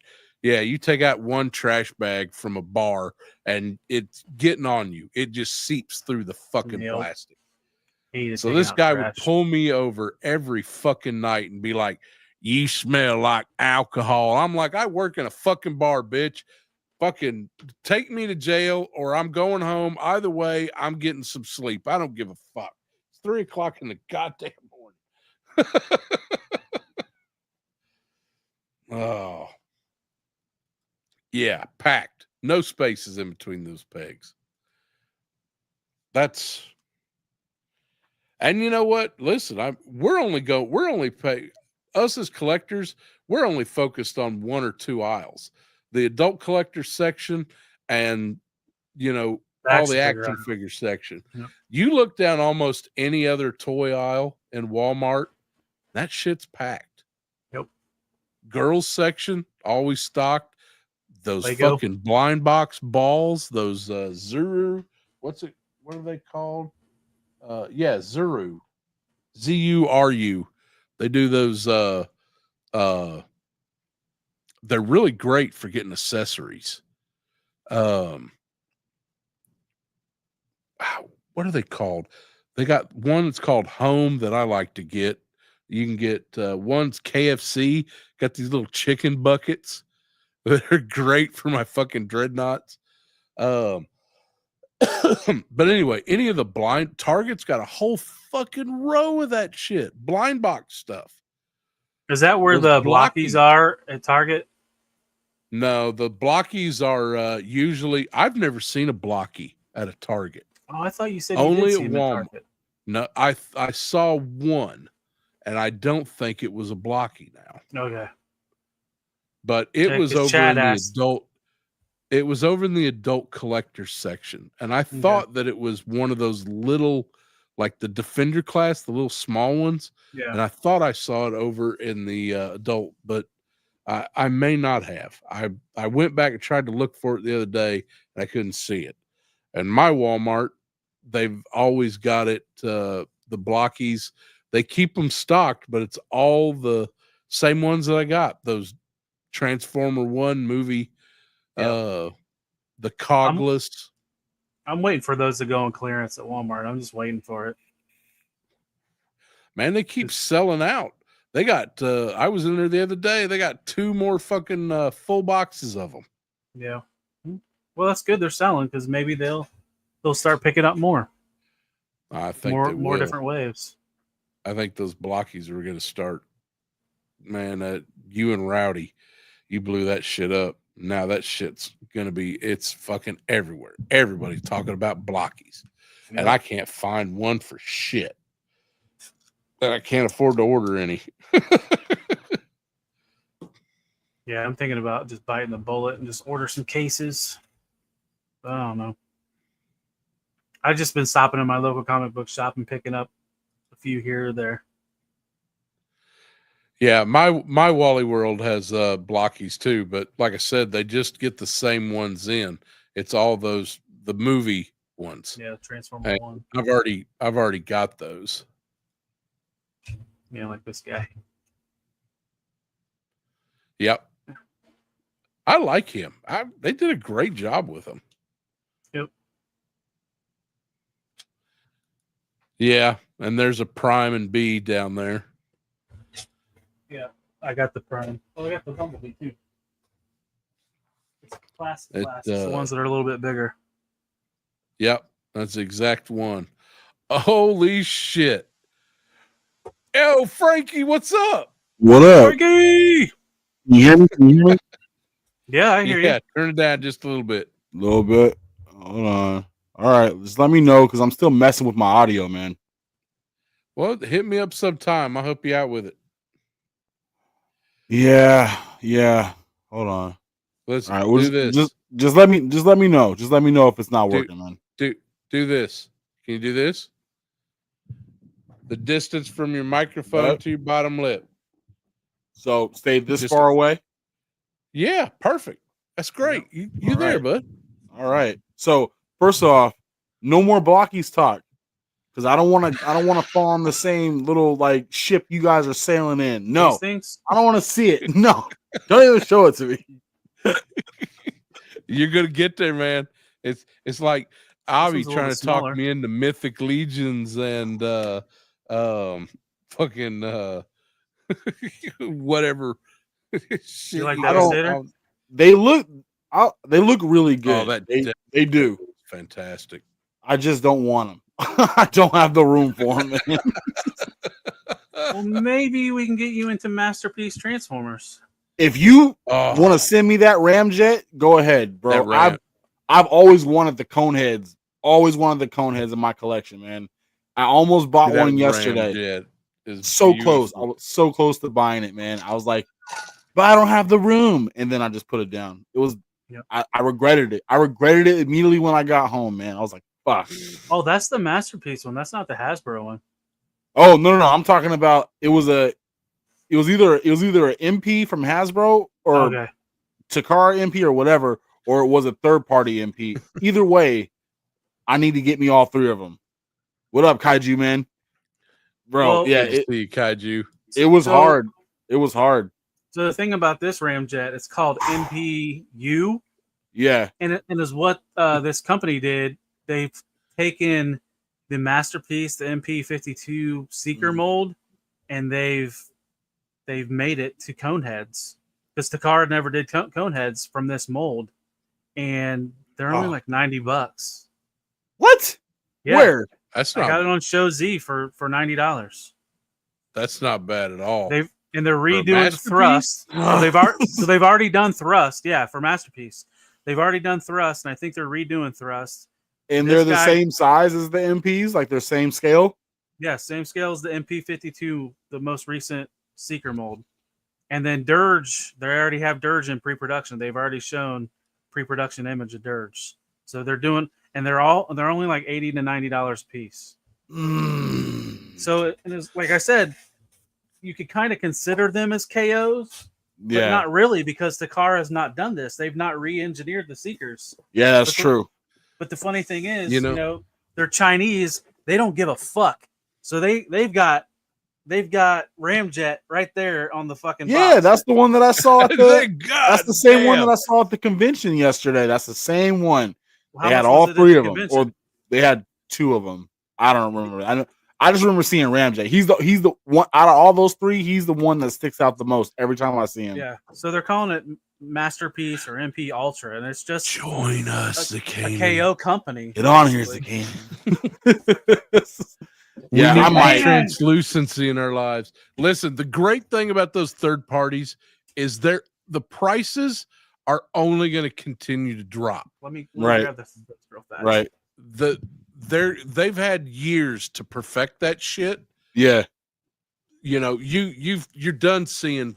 I've got a $600 fucking Megatron up there. Now I can get the same one right now for $90. I love third party stuff, especially third party Transformers, man, because they give you so much that other companies don't give you, and I've been waiting for that. Like I built my movie collection because of third party. I maybe have one official figure in there out of all of them. They're all third party figures. So that same company that did Ramjet, here's their Thrust. Come to us. Oh, and then here is Takara's Thundercracker. Look at that. So, I mean, they're the same size. They've taken the same mold and they've just turned them into the Coneheads. He says Show Z store had them? Yeah, Show Z. So I don't know if they have Thrust anymore, but I know for sure they have Ramjet. That's where I got my Ramjet. I wish that Thundercracker was a little bluer, but that's still a sweet figure. Is that the more animated cartoon colors for him? Yeah. Well, you got to figure I have purple light on in the background too, so that might be fucking. So it's hitting it, yeah. Oh, okay. I was gonna say he looks a little pastel. He's $84. He's $84. Dude, that thrust is fucking sweet. Yeah. And you know what's funny is, well, it's not funny. KO always does fucking better than Takara. So they tightened up his knee and ankle joints. So this feels a lot better than the original Takara. It's a slippery slope, bro. As soon as I buy it, I'm gonna have to get more because I'm a movie guy, but I do love the simplistic molds and designs of the G1 figures or the G1 characters a lot. Damn it, man. That's the majority. Like the majority of my collection is animation accurate. Yeah. And then I have movie stuff as well. Like I have like on my TV, I have all my movie stuff. Oh shit. Just the first movie. I haven't really done anything with the other movies. I do have the Bumblebee, Optimus Prime, and Bumblebee, the Bumblebee movie. Oh yeah. Those are from is it third party or is it 3-0? No, it's Takara. Oh shit! Can't see them. They're all the way up on that shelf behind me. Real quick, Stormfire. Nothing scales with fucking McFarlane. You just take what you get. Yeah, Question for you: what do you guys think of that new Optimus Prime Leaguer 01 for 300 on Pulse now? I haven't even seen it. So that's. I'll tell you what I think. I think Magic Light exit or is it? Yeah, is it Magic Light? Yeah. So what Kevzilla is talking about is that Zoids crossover with Optimus Prime. Well, so I'm not surprised at the $299 price tag because that's also crossing over with Diaclone.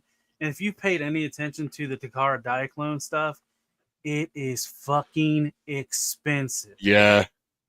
But it is that Diaclone is amazing though. That big convoy that they did a few years back. Oh, it still makes my shorts wet. They made a KO of that convoy. That's is he? So I'm looking at the pictures right now. He doesn't look very articulate as far as in the lion mode or whatever. But I mean, it matches with the Zoids figures from back in the day because they weren't very articulate either. But for $300, man, I want some joints. I want some shit. I want it to pose and everything. Like you can go on TF Safari right now and find something close to this in lion mode where he still is articulate and he can still pose like a fucking lion. Like this looks $300. That shit better come with some soft good titties. That's sorry, Zakanan. It has red and black on it. It's not all white. All white. Oh no, that's the KKK exclusive. You gotta get that somewhere else. Oh man, yeah, $300 is way too much for this though. Is it masterpiece size, like pretty big, or is it deluxe? Oh, I don't know.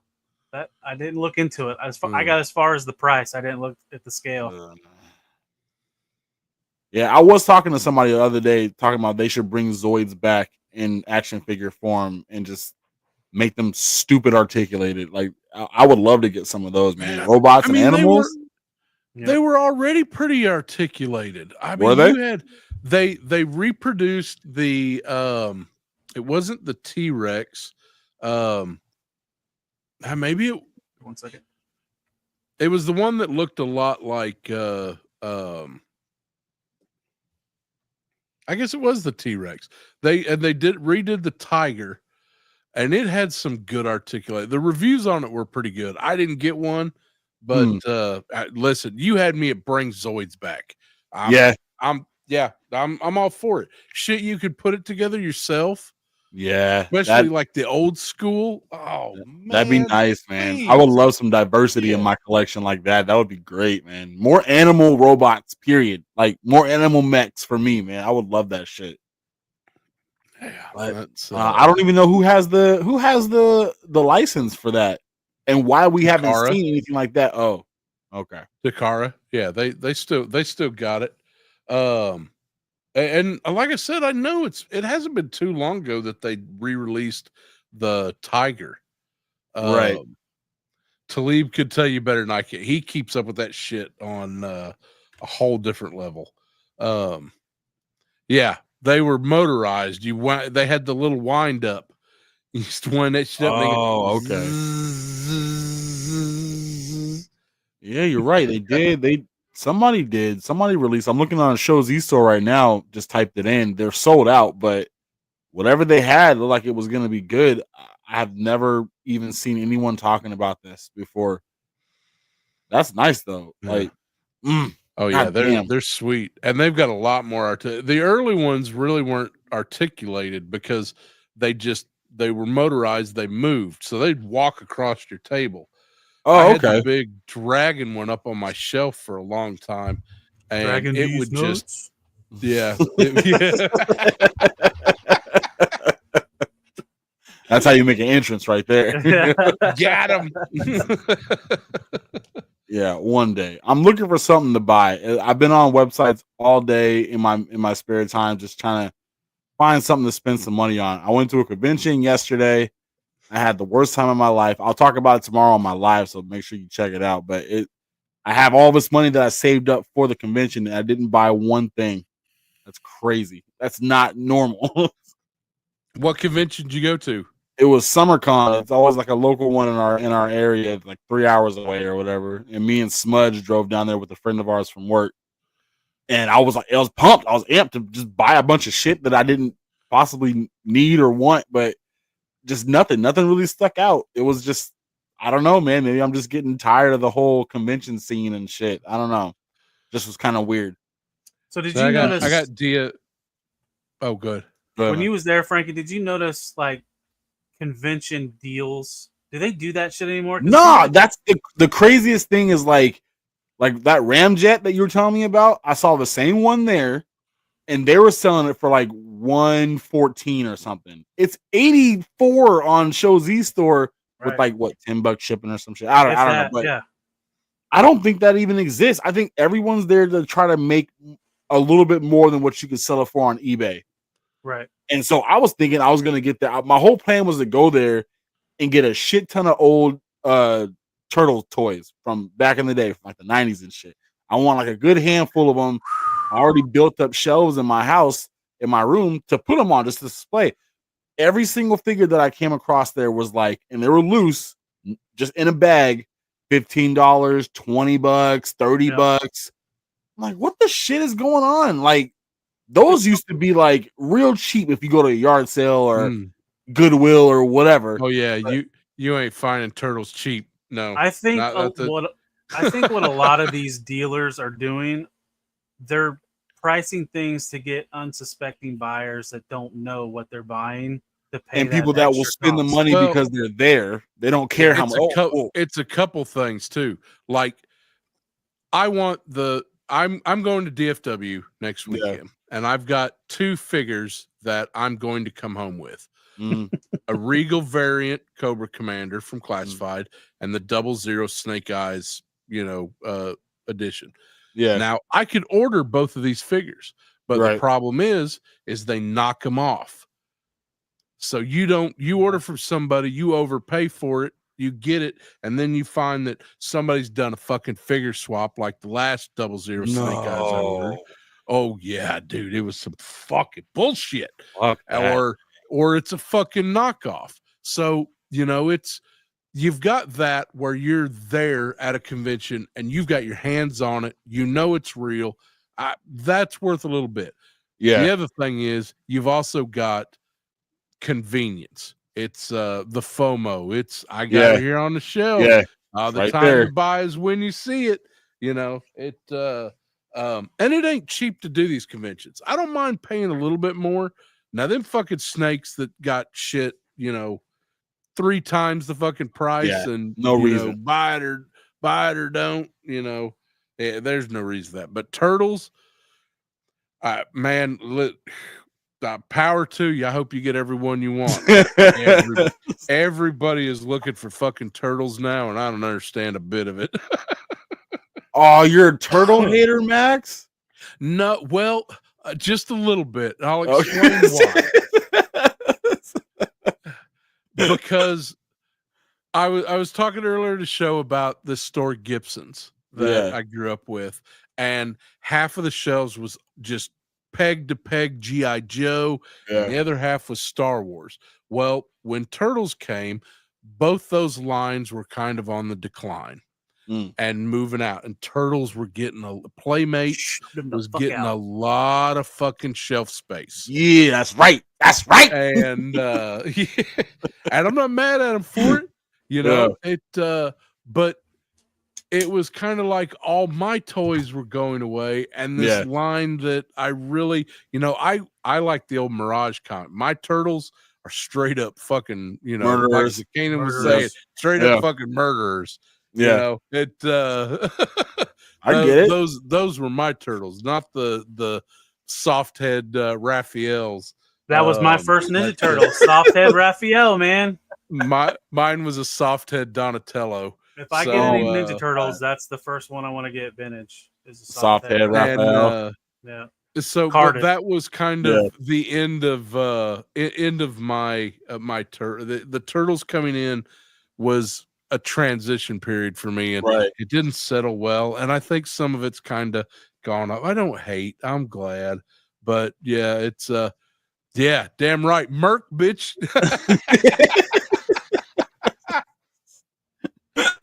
So Max, Max, it's almost 2 a.m. for me. I gotta get going because I got a bunch of shit that I gotta do tomorrow.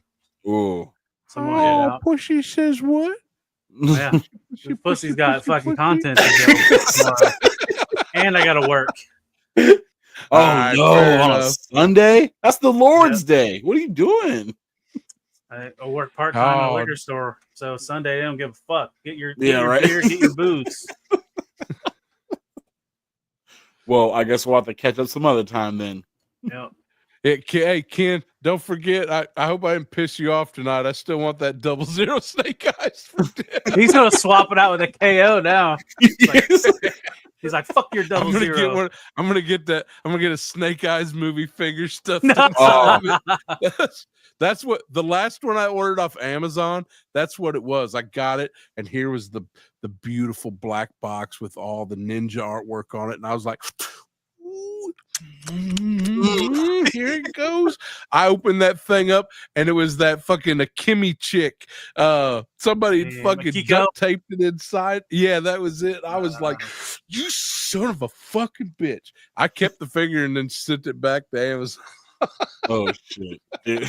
That's terrible. I was like, that's for my fucking trouble, you motherfucker. And luckily I got a refund because that was almost $200. Yeah. Whoa. Damn. Is it exclusive? Yeah. Is that why it was so much? It was the first classified figure. Yeah, I think it was 49 or 50, something like that. Wow. Ken could tell you. I paid $100 for mine because I bought it originally and I sold all my classified stuff. Good night, partner. Have a great night. All right, bro. I didn't realize G.I. Joe's got that expensive on the aftermarket. Listen, that Serpentor's like $200. Damn. 250. The one with the air chariot. Yep. The Chuckle. Mine Bender was pretty high too till that carded release came out. Well, he's still high because he's got accessories you can't get anywhere else. God, I don't even want to think of what this fucking cabinet over here is. Should look at my cabinet with all the Masterpiece Transformers. Yeah, Masterpiece is no joke, especially every time my actual kids official take ones out a student loan. Damn, official and because I have the MP44, and that which one is that one? That was the Optimus Prime. That was the one that was like $400. That thing's almost. I don't think it's double yet, but it's $500 to $600 now. Really? I've got the Walmart, the two Masterpieces. I kept the MP1, the Walmart exclusive Optimus Prime, and it's going for $150. Now the Megatron, the MP36. 36. Yeah, that's the gun Megatron. That one's that speaks Japanese. It's when you I got the KO and it speaks English. And no bullshit. So, but I've got the original, and that thing is, I think, up to 600, something like that. Hey, they were supposed to reissue that. Wow. Yeah. I didn't even know it spoke. Yeah. That's crazy. Yep. His little shoulder cannon has like a voice box in it. That's and I got a KO, a bunch of different faces with the light up eyes set for it, and 150 for Master Disguise Zartan. Yeah, Master. All right. But I gotta go. So thanks for having me. Have a great night, bud. Have a good one, bro. You guys take care. Yeah. Okay, before you go, great. Tell everybody about your show on Monday. Oh yeah. Oh shit! You put me on the spot.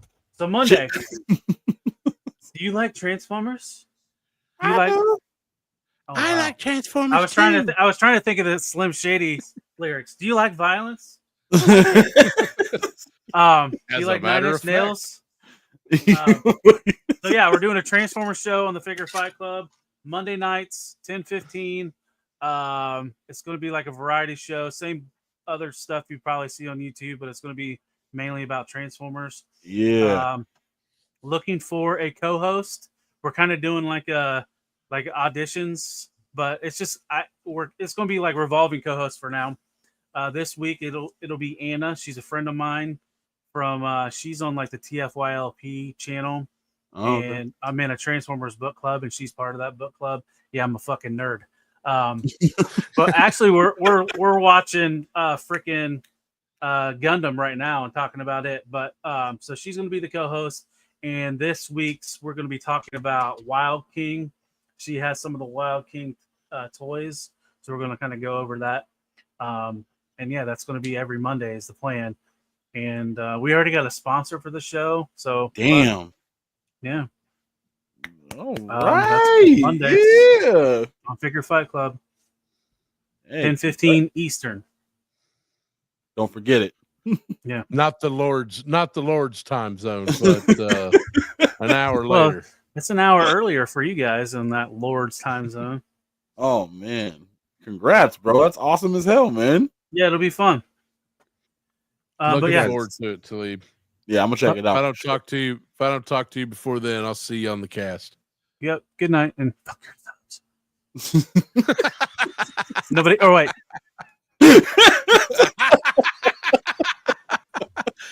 Oh, go ahead. Nope. Nobody cares about your subs. Good night. Peace.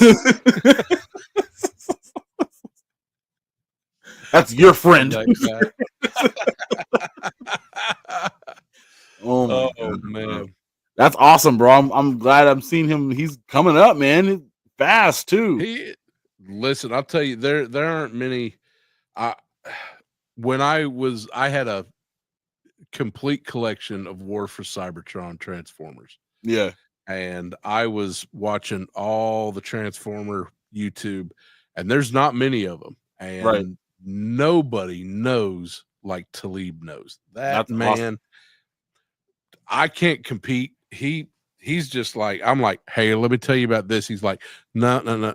You're wrong, Max. Shut the fuck up. Let me tell you what's really going on. And I'm like, fair enough. Yeah. Cool with that. Yeah, he knows his shit, man. I dig that. Know thy limits. Yeah, that's awesome. It's good that we're gonna have a Transformers head within like the community of our little like crew and shit. I love that, man. Yeah, Talib is he deserves it. He works his ass off for it. If somebody posts up something, Abby sends something out before I can even look at it. He sent me 3 links to it. Something to repost, and he's already got it linked and bookmarked and dog-eared it. I'm just like, I love it, man. I dig that shit, man. How you been, bro? How's life been treating you, man? It's been okay. Yeah, I think so. Maybe. Hey, fucking doctors. You gave me like 4 answers, and none of them were consistent. Yeah, fucking doctors, man. Getting old's a bitch. So I don't recommend it. Maybe just I've been trying to slow down the process. It's not working. I don't know what else to do. I'm out of ideas and money, so I have no clue. It beats the alternative, but I'm just as long as Hasbro keeps sending me some fucking neon colored toys, I think I'm gonna be okay. There you go. Hell yeah. Find happiness wherever you can find it, even if you got to spend a little bit of money in the stores. That's heavy duty. Nothing like some lime neon green missiles. Shit, man. Greg said he had 400 Transformers. Like the original Transformers or anything new, modern? Yeah, we talking G1 or probably G1, honestly. That's crazy. That's wild. I don't think I've ever had that many. Community.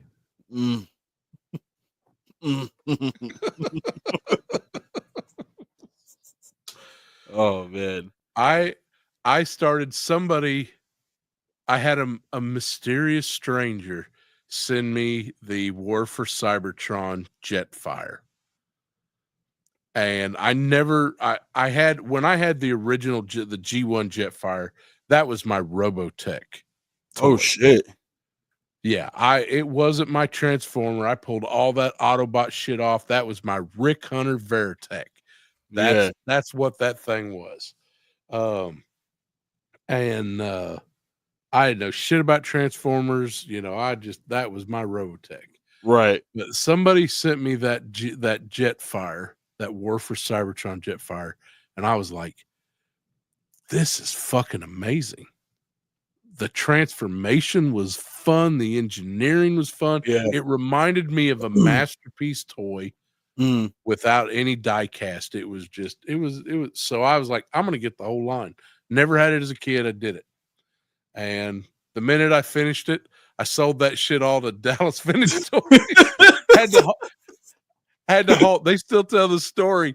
I called them out. That was like, okay, I'm here. I got these Transformers. They're like, okay, well, you want to bring them in? I'm like, no, man, my cripple old ass ain't bringing shit in. There's the fucking U-Haul that I brought that shit in. You get you a dolly, you go carry this shit in. Collected them all and then just sold them like that, like it was nothing. Yeah, just sold them all. I was like, I didn't have I was running out of room. Yeah, it had gotten to where every space was so full that I just had nothing but boxes upon boxes of unopened shit, and I was like, it's time. Right. And when it gets that way with these GI Joes, I might do the same fucking thing. I hear you. I really like my Joes. So Joe's is that's your shit. That's before anything else. Joe's, nice. I can dig it, man. I had a few Joes and they weren't bad. I won't ever talk shit about Joe's. Oh, I will. Fucking Hasbro pisses me off constantly. I'm definitely, I'll collect them. I'm 2 away from a current complete collection, but I've damn sure talked some fucking Hasbro bullshit.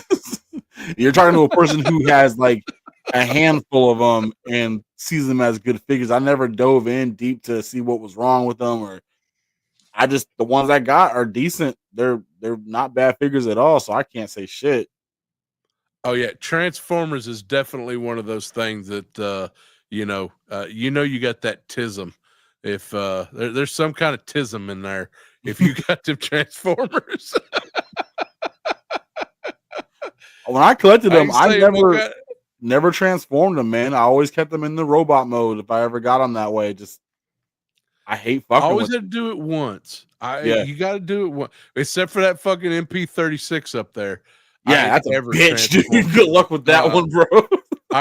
I watched one video on how to transform him. This guy was like, he put on the silencer and he couldn't get it off, and then he broke the end off, and he's just like, oh my god, no.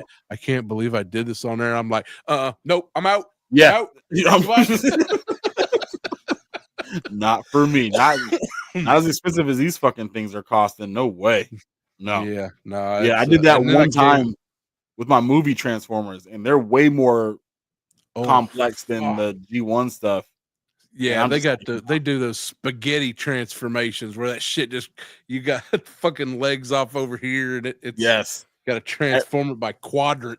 Dude, everything. I had to watch the same video like 20 times on just each part alone, so I can get certain parts to like tab in and collapse. And I was like, man, I don't like doing this. So if I buy a figure, it has to already be in robot mode. I will not buy it if it's in a vehicle mode and I have to transform it. I don't care how cheap it is. Well, see, that's the great thing about buying third party is most of them will come in robot mode. Yeah, because they can't ship it in. The plane is going to hit copyrights. It'll get stopped at customs. Oh, you damn sure ain't sending a fucking Megatron transformed into a fucking Nazi P-38. you know, that shit ain't getting through fucking customs. No, you know that ain't happening. I didn't even think about that, bro.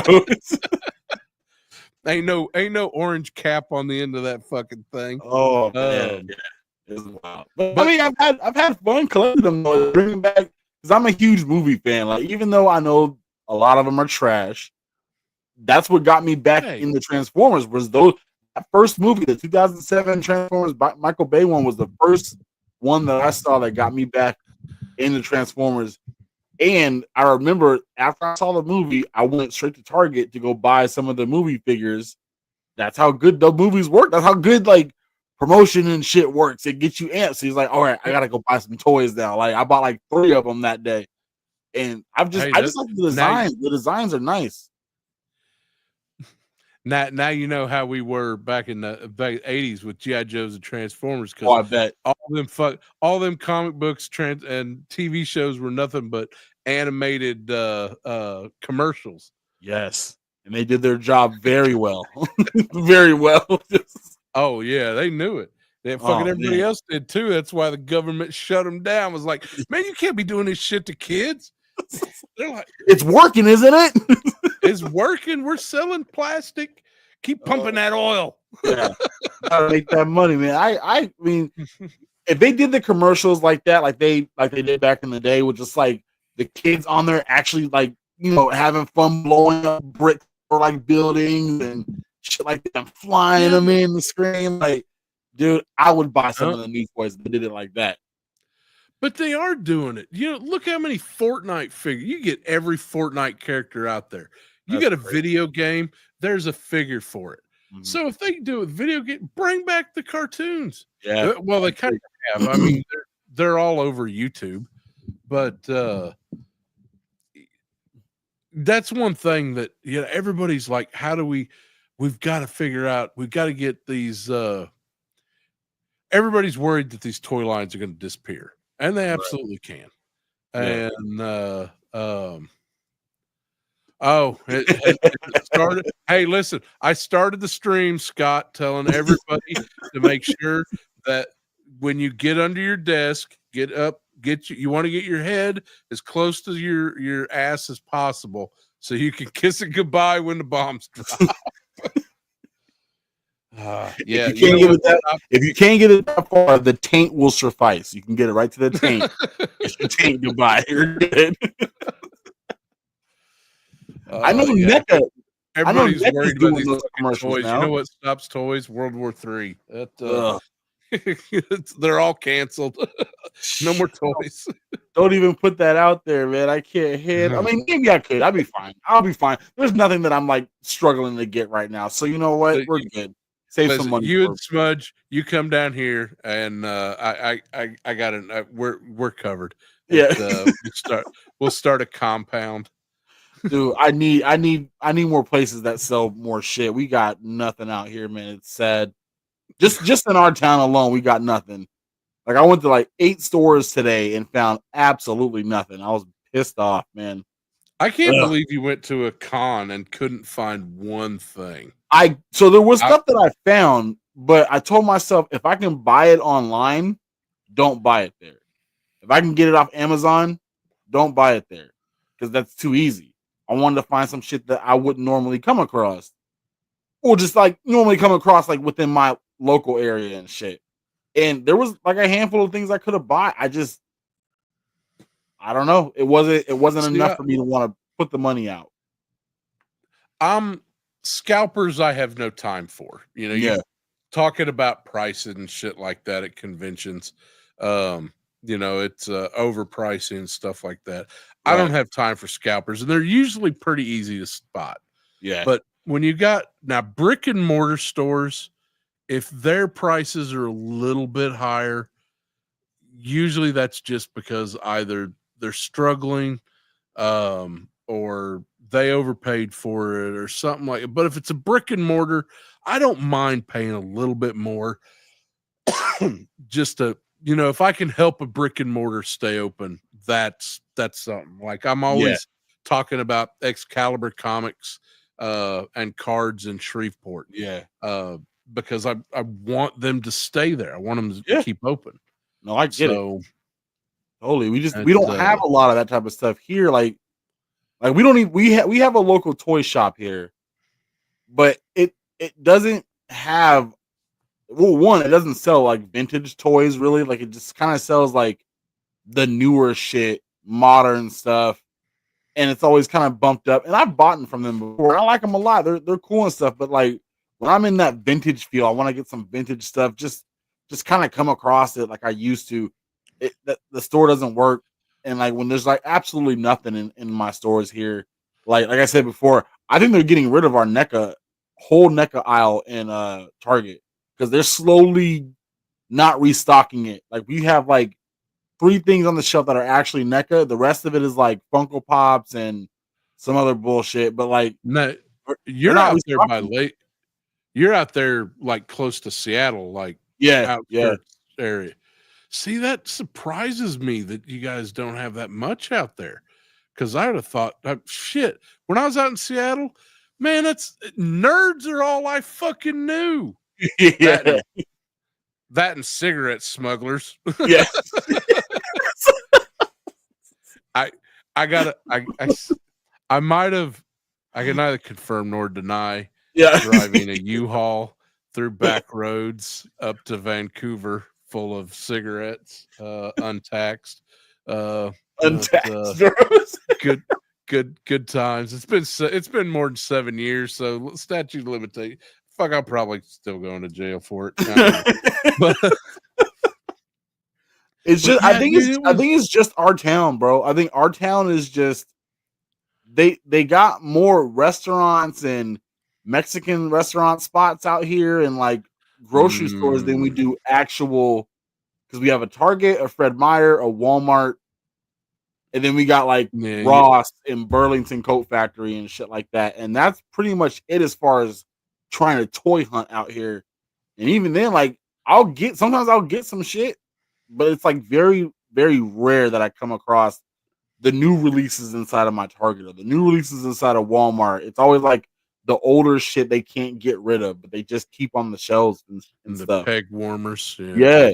So you're pretty much an online orderer then. I've turned into one because it's not efficient to just go and waste gas and time to just be disappointed again.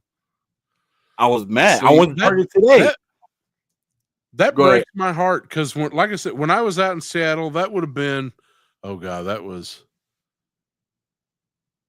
early 93. Yeah. Yeah. 1993. You're back.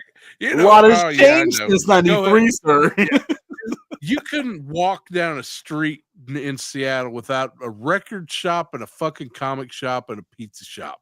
Those 3 things were on every block, like bodegas in fucking New York. I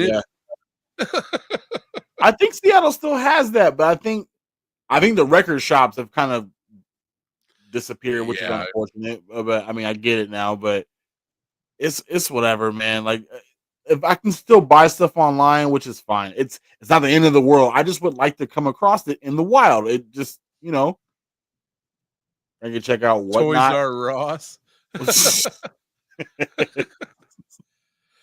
I refuse to go to Whatnot, man. I can't.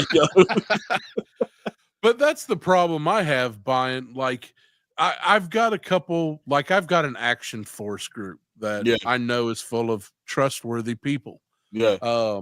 I've actually made some really good friends from that group. I don't give a fuck. Y'all talk about whatever the fuck you want. We're all grown up in here. But if I don't like what you say, I'll tell you. But it's I've met some really good friends and I've found some people that I can do trustworthy trades and trustworthy purchases through. Yeah. But there's so many places, even Amazon. Like, I got a watch. I was telling you about that Snake Eyes and getting fucked with that shit. Yeah. I didn't realize that it was some weird ass fucking seller on Amazon. I thought it was coming from Amazon warehouse. Right. And so, it's It's hard to find people. Everybody seems to want to be out to just fuck you over, and the toy swapping. You open up the package and it's something else. Or I've never been hit with that yet. I want to knock on wood. Hopefully, it never happens. But yeah, that's. Listen. I hope it doesn't happen to you. But I get on Reddit, and there's a whole fucking Reddit just on people with fucking figure swaps out in the wild. The other day there was the new Scarlet, the nice vintage looking Scarlet, in the box, and it had the Snake Eyes movie Scarlet in it with a bunch of accessories from fucking Fortnite. And they're like, no shame, and it was windowed. It wasn't even they're not even hiding it anymore. It's just like, yeah, here it is. Like, who do you put the blame on when that happens? Like, I guess the people at the stores can't really check. Listen, when you get on, you want to know who's doing it, you get on eBay and look up loose but complete figures. And that's them motherfuckers right there. Every one of them motherfuckers figure swap that shit out.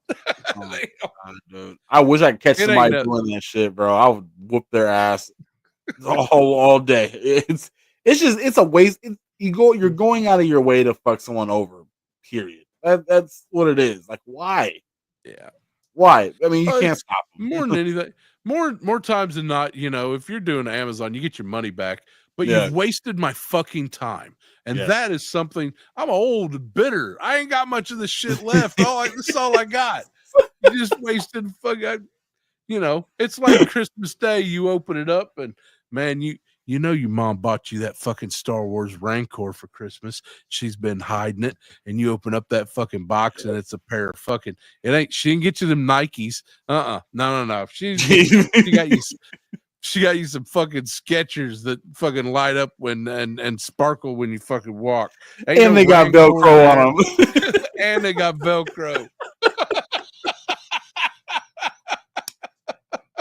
Ain't nothing worse than getting a pair of Skechers, bro. Velcro and all. Oh, speaking of which, I almost forgot. So nobody's a Canaan. Don't tell. I know Laser Pants ain't watching, but I got a pair of size 12.5 or 13 LeBrons, and I'm gonna bring them for fucking Laser Pants because I can't wear them. Somebody gave them to me. Fucking really nice fucking LeBrons. Damn. And I'm gonna go slide that shit over on the table. Dude, that's wild, bro. Those spicy ass shoes too. Are they? I don't know shit about fucking. If there's certain kind of LeBron shoe, bro, they're up there, man. They can get up there. I seen the price the other day. I had the first edition Nike Airs. They had this little thing on the back you used to have to plug in and squeeze. Pump it up. I had them. My mom was so pissed because they were $120. She was like, if you fuck these up, I'm gonna kill you. And I'm just like, they lasted me a week till I busted out that bubble. And just sit there pumping it aggressively. I wore them things and then the other day I seen somebody just busted out this like encased in fucking, like they had them like they'd send them off for grading. Oh yeah, I've seen that. And it was like $12,000, and I was like, I had those shoes.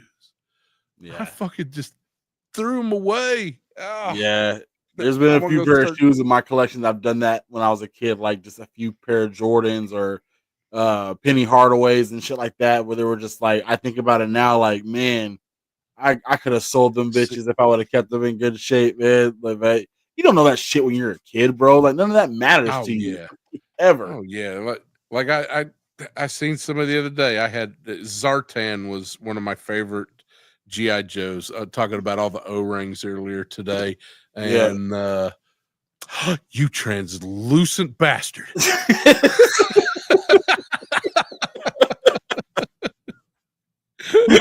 He sold you out.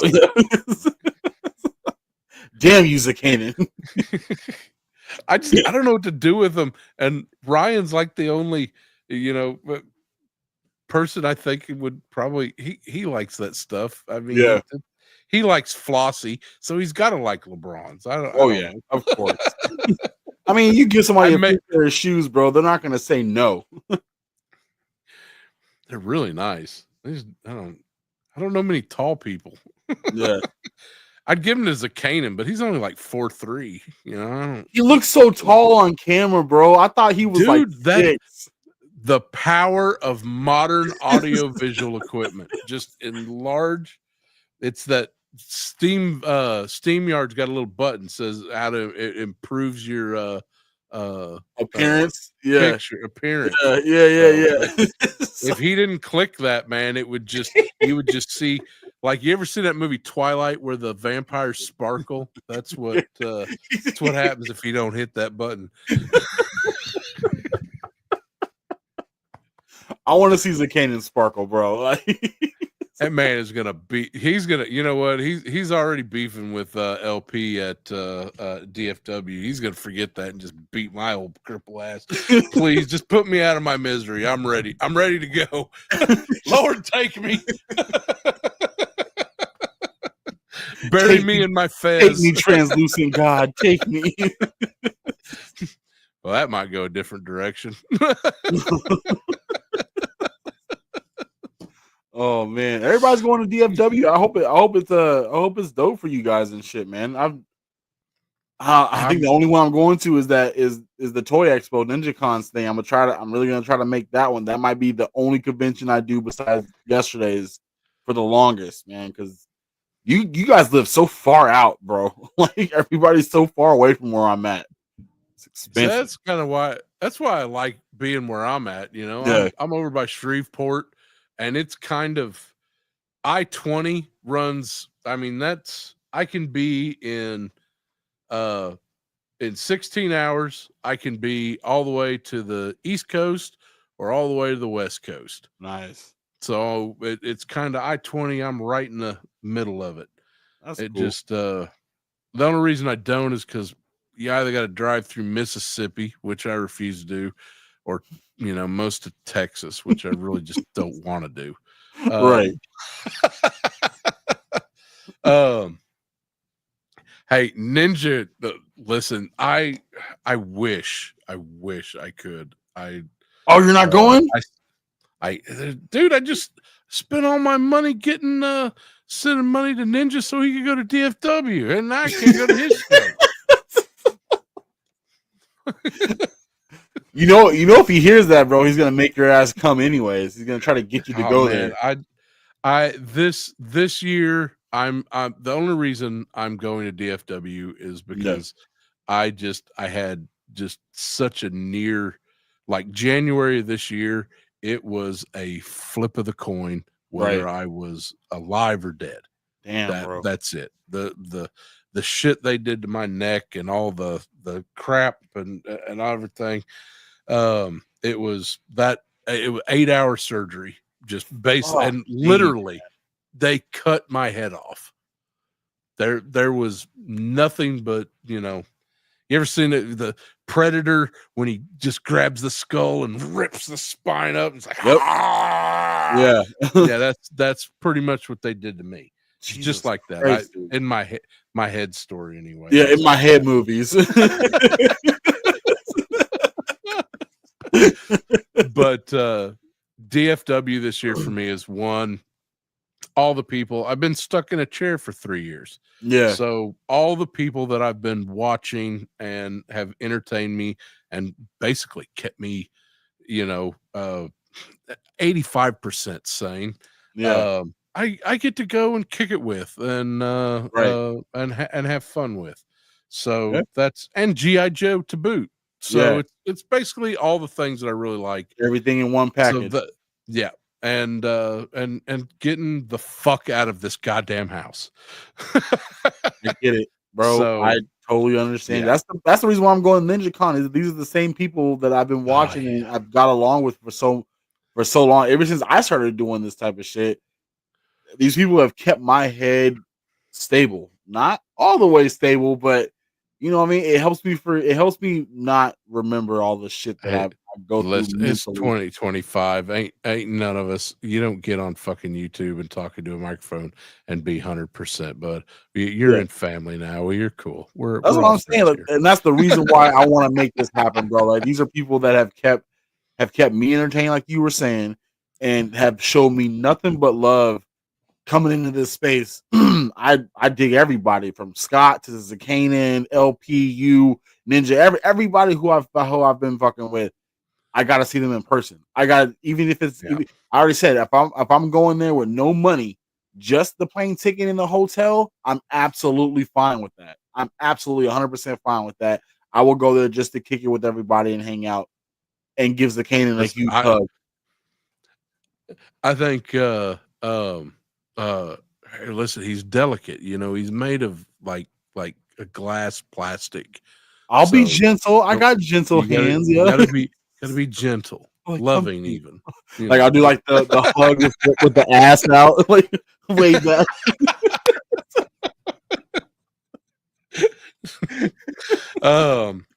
God damn it.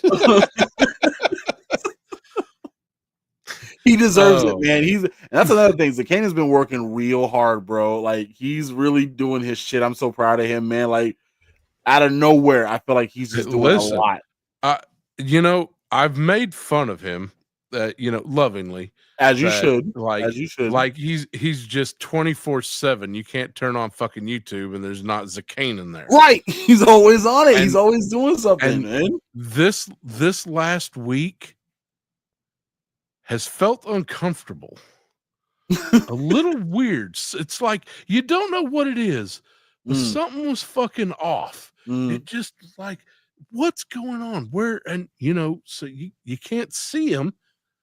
So you don't know what it is, but you just know something's not right.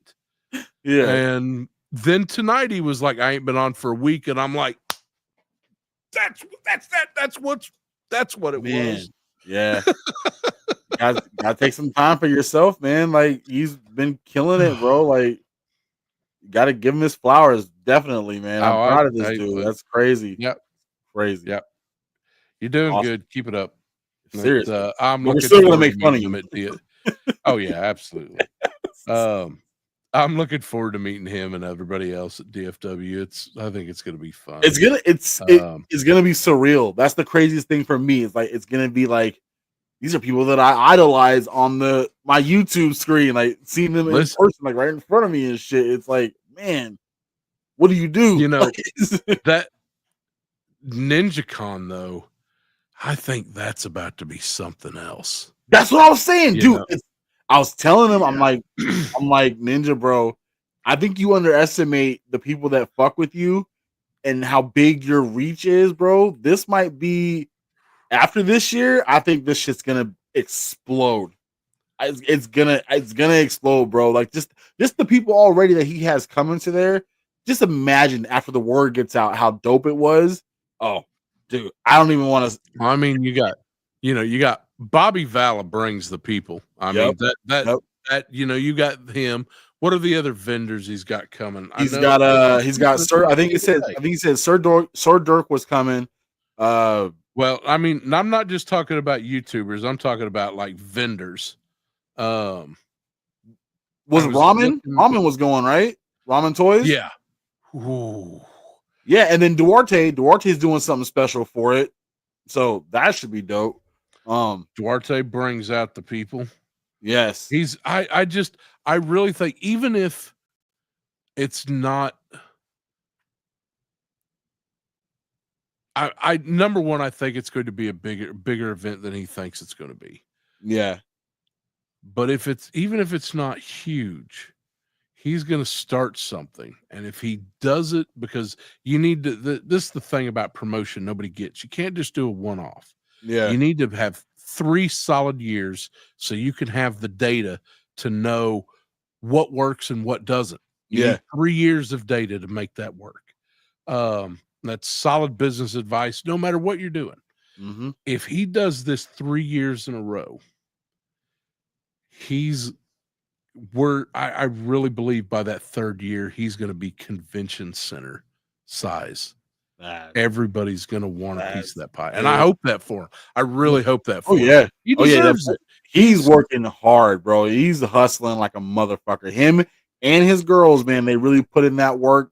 And I'll get on anybody's live. I don't care who it is, and I'll give that boy his flowers to the day I die, bro. Because he's been hustling, man. Find my figures. Oh yeah. my Yeah. Oh yeah. That's a Before, trio, bro. They are a trio of 3 hardworking people, bro, in that household, and just putting in it like for the love of plastic. Dude, you can't say this boy doesn't like what he does and doesn't like toys. I will fight you if you say he doesn't like toys. You know what I'm saying? I'm with you. Let's fight some other people. Oh man, I hope so, man. Yeah, I really listen. hope Not a lot of, you can always tell when you're watching toy tubers. Yeah. I guess you can tell the ones that either don't speak with heart, they're just there to try to cash in, or those that used to have the heart and just have just done it too long, or just give up, or something's changed in their life and it's just not there anymore. And then there's the ones that then there's fucking Ninja. Yeah, just that alone. There's toy tubers and there's fucking Ninja. Yeah, man. Somebody asked me, it was like, well, we were having a discussion the other day, and they were like, well, how do I know I'm just doing this right, this YouTube thing? And I was like, well, that's a question I asked myself. The simplest answer I can tell you is, as long as you don't get a Ninja diss track, you're doing fine. Keep it up.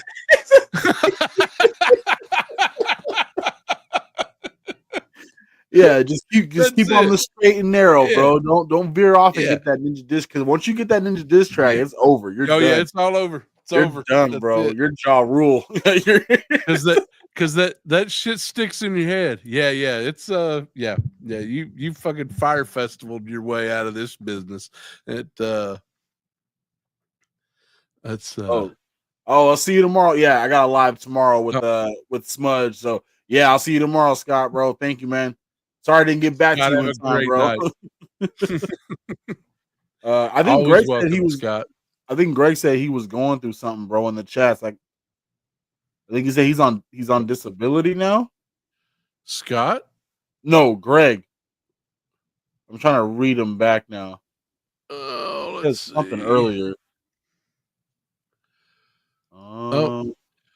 This year trying to beat me down with my dad getting dementia, and then we're having to put him in Damn, Greg, I'm sorry, bud. Fuck, man, that's never fucking good, man. Ever. I'm sorry, bro. I feel for you, man. Seriously. I doubly feel for you, because that's my future. That's all the shit I got going on up here. That's what a terrible fucking disease, bro. No one should ever have to have that, man. My wife's mom has that right now, man, and it's hard on her. I'm surprised. We had my wife's grandmother. The neighbors called one day and were like, you need to come check on her. She's not right. Yeah. And so my mother-in-law went down there, checked on her, and she's like, I'm fine. Everything's fine. Leave me alone. I'm just doing my thing.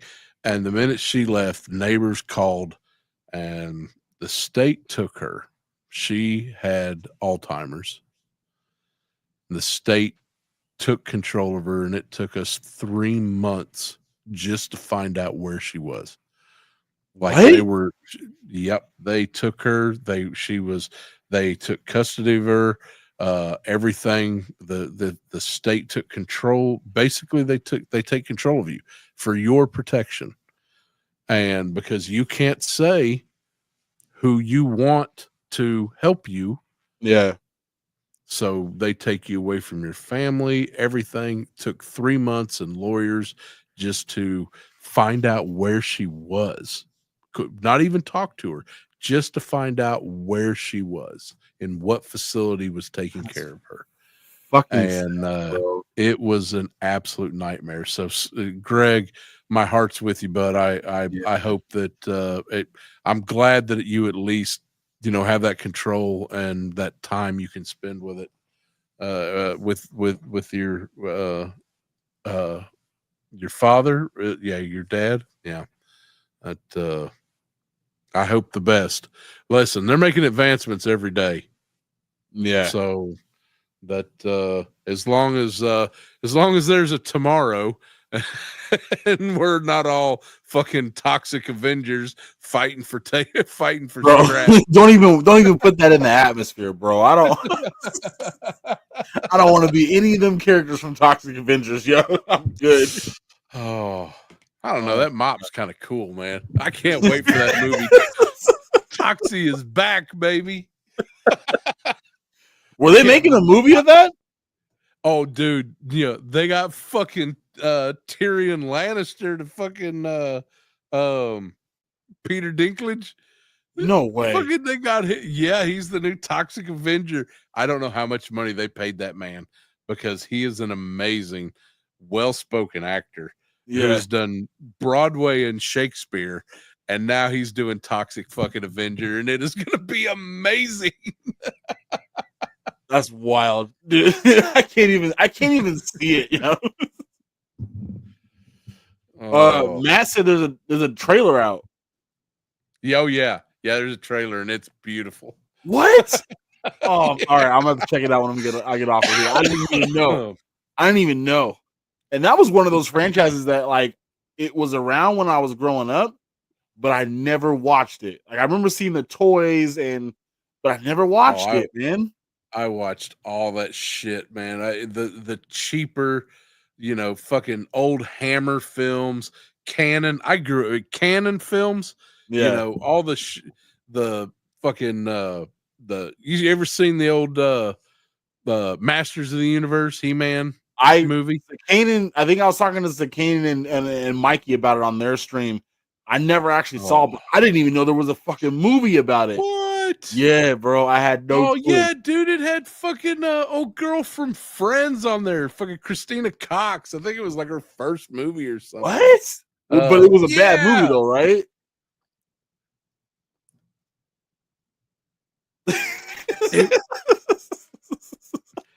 It was a canon movie. I don't know how to level it any other way than that. It was a canon movie. So like it's worth one watch then, huh?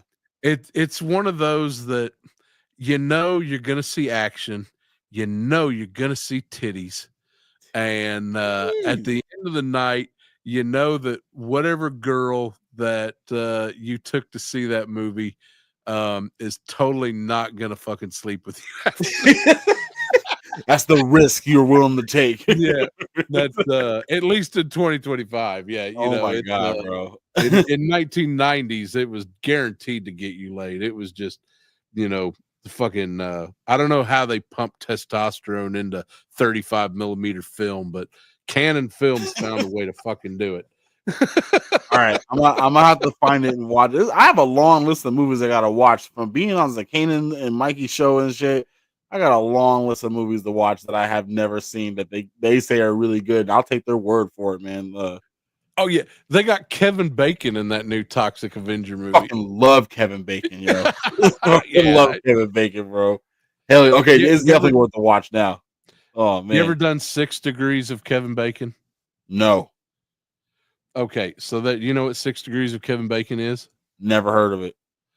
All right, what 6 Degrees of Kevin Bacon is how many people separate you from Kevin Bacon, and the closer you get is your importance in the world.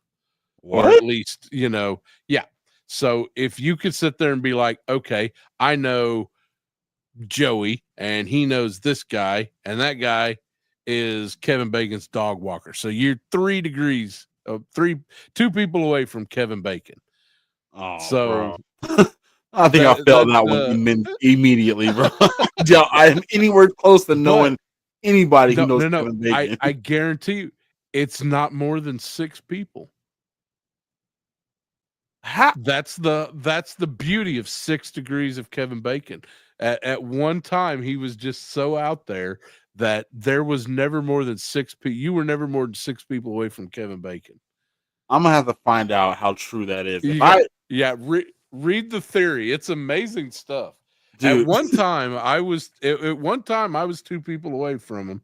So that's wild. I still don't think.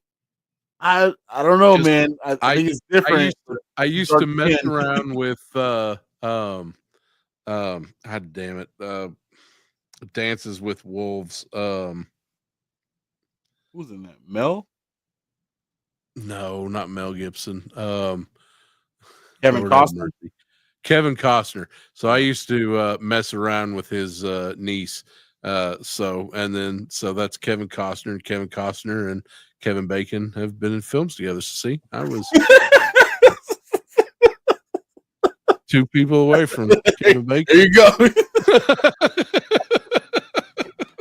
Well, in that case, I'll have to try that out and see if I get anywhere close. I think I'll be pretty far off, but it'd be kind of wild to be like, hey, your mom actually was one of Kevin Bacon's fluffers back in the day when he used to do porn or something. I don't know. What? That's good enough for me, yes. You know, if that comes out, I want to hear that story. Shit, I want to hear that story. I want to know, like, oh, so that's why you were never there. Got it. You know, I waited. My grandma Betty had a story about. Do you know what alum is? Nah. You ever watch those old Bugs Bunny cartoons and they pull that spice down and it makes their oh yeah. So that's called alum, ALUM. So it's real citric acidy, you know, real sour. Okay. And so she had a story about this for years. And I was like, what's that story? Well, I'll tell you when you're 18. And that turned into I'll tell you when you're 30. So for my 30th birthday, I went and hit her up and I was like, what's that story? She was like, oh, what? You remember that? I was like, yeah, I've been waiting 20 fucking years for this story. You been holding on. She was like, well, I had a friend of mine and she was kind of what we called a loose lady back in the day. So she shoved a bunch of that up her cooch to tighten shit up. And I was like, you know what? I could have waited a little bit longer for that story.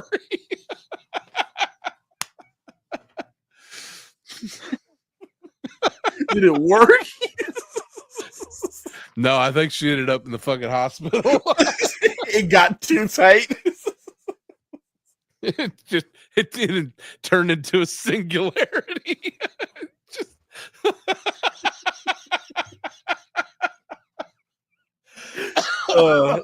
Gave her like a black hole, started like going into herself, like reversing.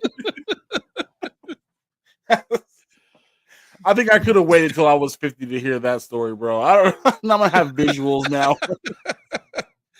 Yeah, that's what I keep telling people. I'm like, listen, I'm a visual artist. People would describe things to me. I see it in my head. Mm-hmm. I've played way too much Dungeons and Dragons. So, you know, it's the minute you say something, I've already got, 15 years of that storyline ran through my head. I'm ready to put it on fucking paper. So, so yeah, I told her, I was just like, yeah, you should have just told me I'll tell you when you're 50. Yeah, just kept it going. Yeah, I got 40 years, that alum 40 for this years zombie of imagination. Gonna win the zombie apocalypse. Those poor zombies.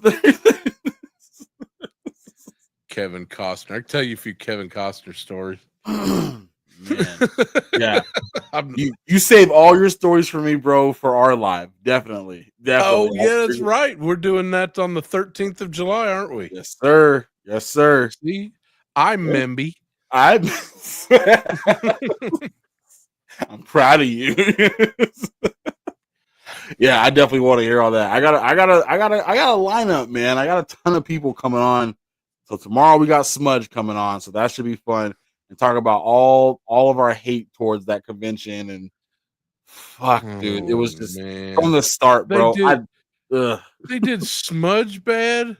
Dude, Now Smudge was the first one to get pissed off about it, and then I followed suit. I was like, well, if he's mad, then I'm gonna get mad. So we just got mad together. It was like a romance of madness. It was crazy.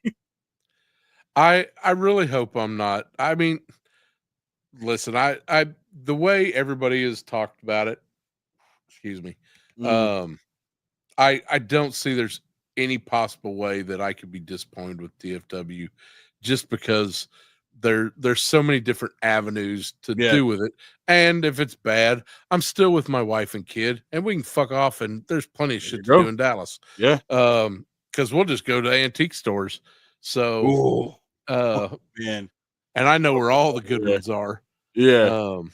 I used to tattoo in Deep Ellum, and God, that you want to talk about some fun. Woo! Man, I haven't been to a legit antique store in a minute, bro. Man, you got any antiques up there? I mean, we got like Goodwill, and that's it.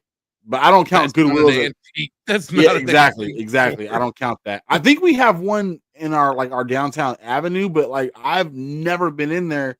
I should just go in there to check it out. Honestly, I never stepped foot in it. I've been here for like 13 years, bro. And I never stepped foot in that antique store. I should definitely. I don't even know when they're open, to be honest with you. I always drive by. They always think they're closed.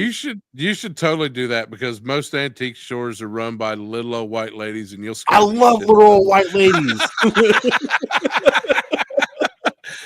They're the best, bro. They call you hun and shit. Like I love that, sweetie. What you looking for, sweetie? Dude, that's my mother shit right there. Yeah. Unless they're racist, and that's the ones that don't like. Then you get to fuck with them, so it's all good. Oh, I could too. Black guy, where? Damn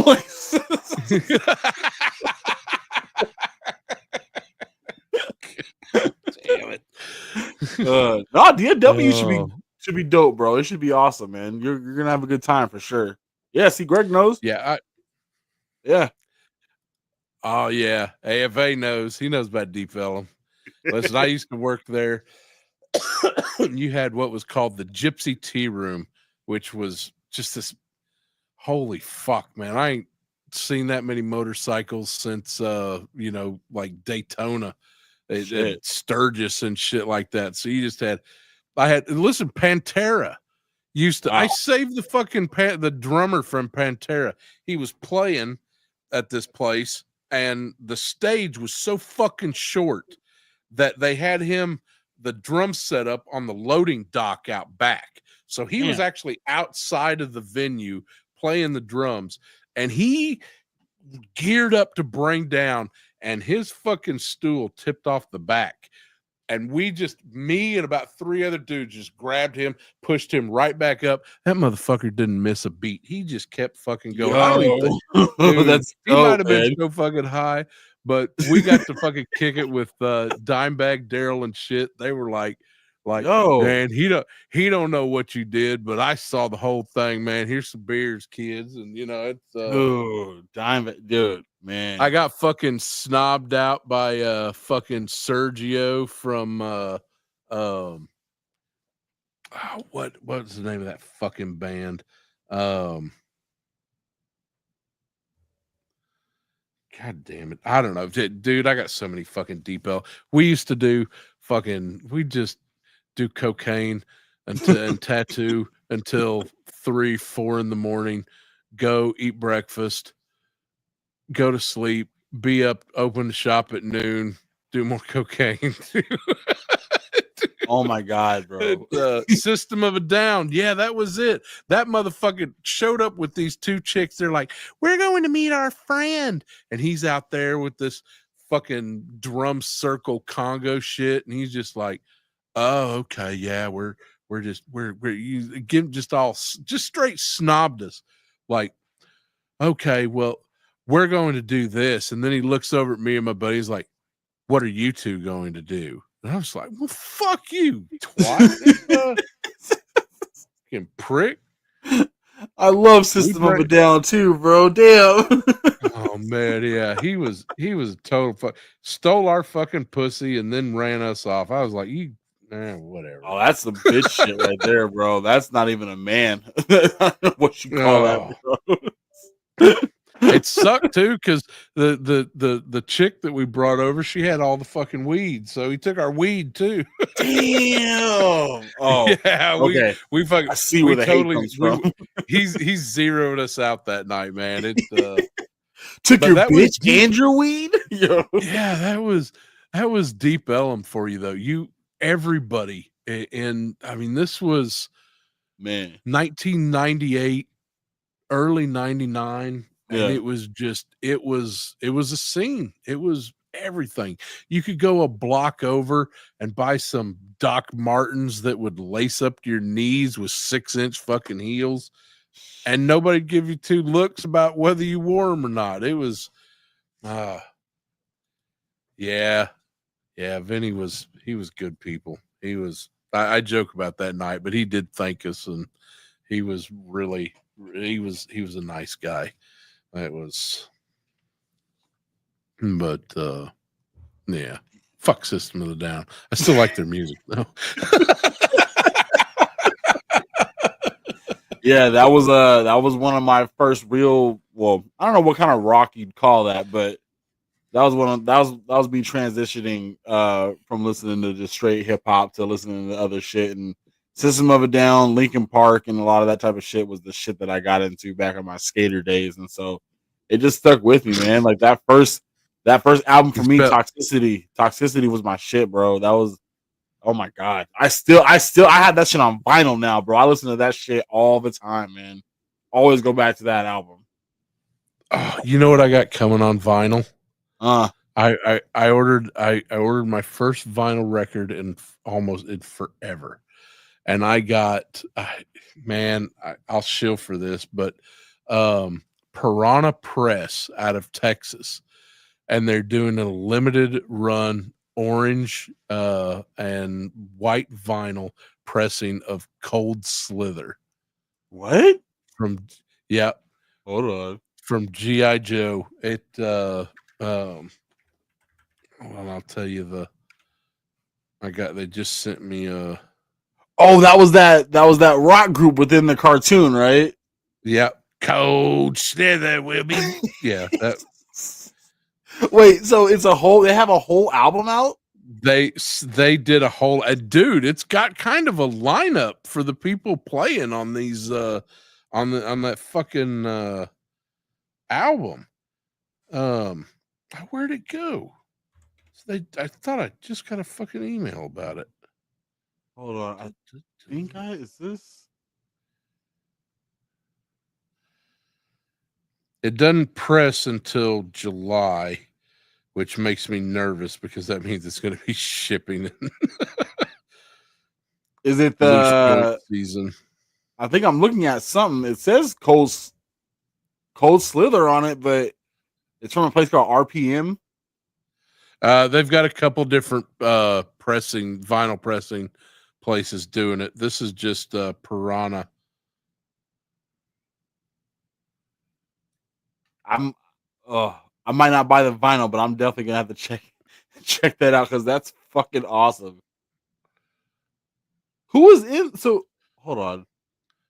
Okay, I'm looking at the band right now from the cartoon.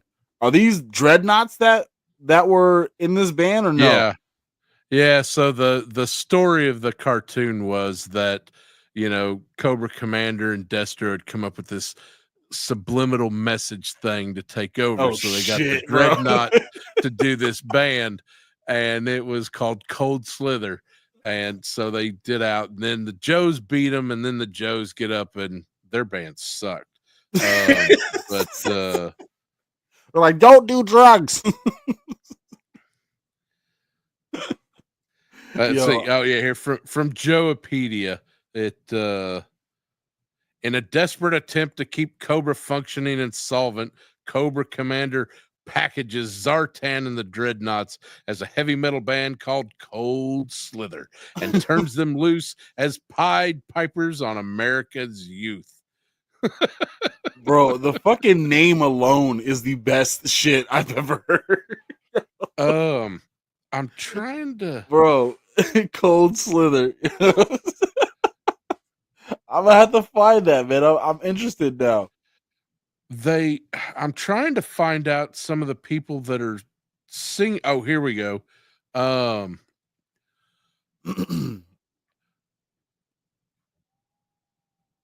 Zartan's in got it. Darth was saying. Gus, I didn't realize that.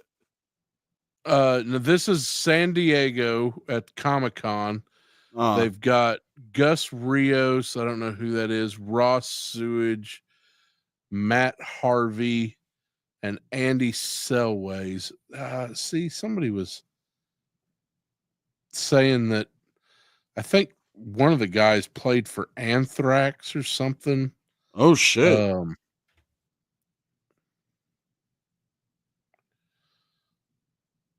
But yeah, they got they're actually going to play kind of like Brendan Smalls with Metalopolis.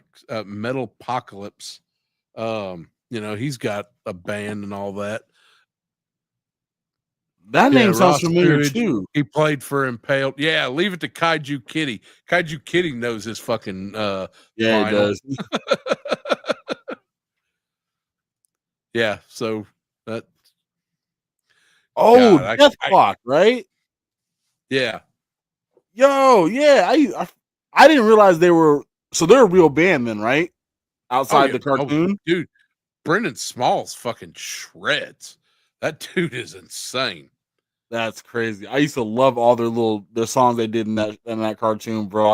I was still listening to them shits. Like Happy Birthday, Death Day, fucking yes. Oh my god, yeah. I might have to check that shit out, bro. Like that's clean as hell. And the way that they're talking about doing it, fucking them doing it through music. Did I listen to Bloodywood yet? No, but I will. I'm gonna write it down just to make sure that I do. I didn't know. Did you mention that to me? I'll. If you did, I'm sorry. I'm an old man, and I sometimes brain fart shit. Got to give him some time, you guys. You got to talk slow and make sure that if it's after 5, I've had my tapioca. Don't tell me fuck off because I don't remember. Ew. Adult diapers and tapioca. That's your future, you little fucks. Oh man. I don't like tapioca now. I don't want to eat it when I get older. It's okay. You get some of that. You just get some flan. You know it. I can do that or banana pudding. Either one. Either one. With the vanilla wafers. With the vanilla wafers. Yes. Hell yeah, bro. Yeah. See, I knew my auntie used to make the best banana pudding ever. I eat that shit straight. Like I can eat a whole pan of that shit, bro. Does she take up that pudding and then whip the cream separate and then fold it in and then put the vanilla wafers right? Yeah, she don't add it to the top and just let it chill and marinate on top. It has to all be in there together, all of it. Yeah, and then she'll add some more vanilla wafers your on Annie top. knows what's up. Yeah, she knows what's up. God damn it! Man. I have never had no good vanilla pudding. Actually, my wife does a really good job making it though, so I'm happy with that. But as far as buying it from the store, no. Frankie, you know what's a Tuesday? You know what a Tuesday is? I'm trying to. Actually, I'm fucking with you. Tuesdays. How do you forget Tuesday? I think it might be a You'll day. find out. You'll find out in about 30 years, you little shit.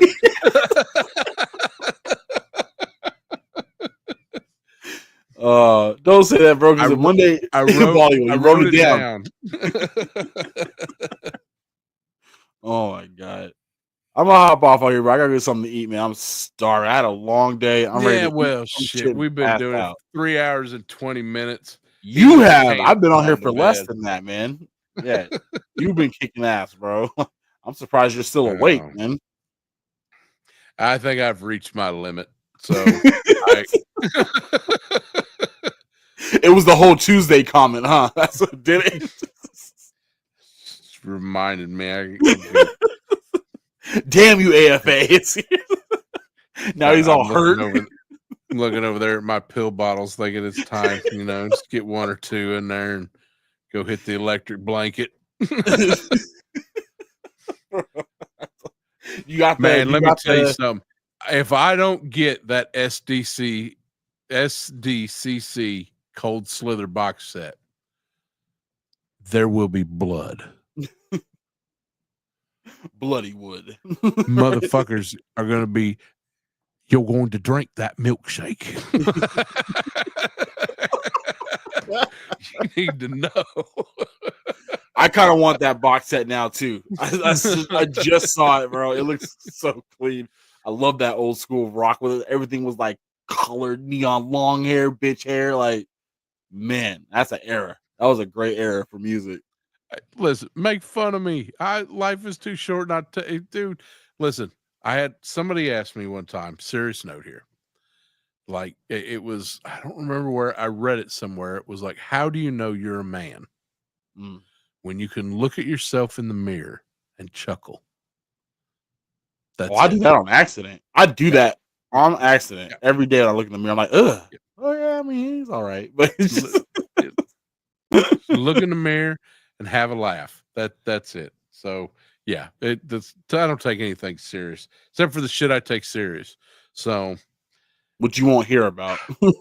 as Aleister Crowley once says, "Do what thou wilt, and though it harm no man." So that's it. There you go, man. Yeah, you're doing it, bro. Just stay as happy as you can with what makes you happy, bro. Like, we're all gonna get to that point. It is what it is. So we stay happy for right now. What we're doing now, keep us there. Stay happy. Bombs are dropping soon. Get my fucking Cold Slither album before I'm going out to Cold Slither. Going out rocking.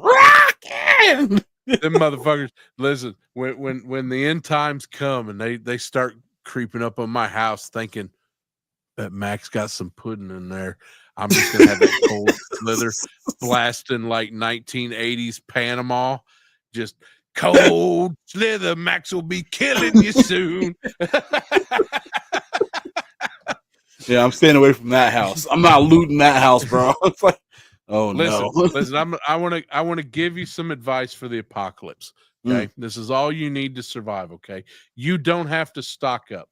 Don't be a prepper. Don't buy your fucking Alex Jones fucking prep kits and shit like that.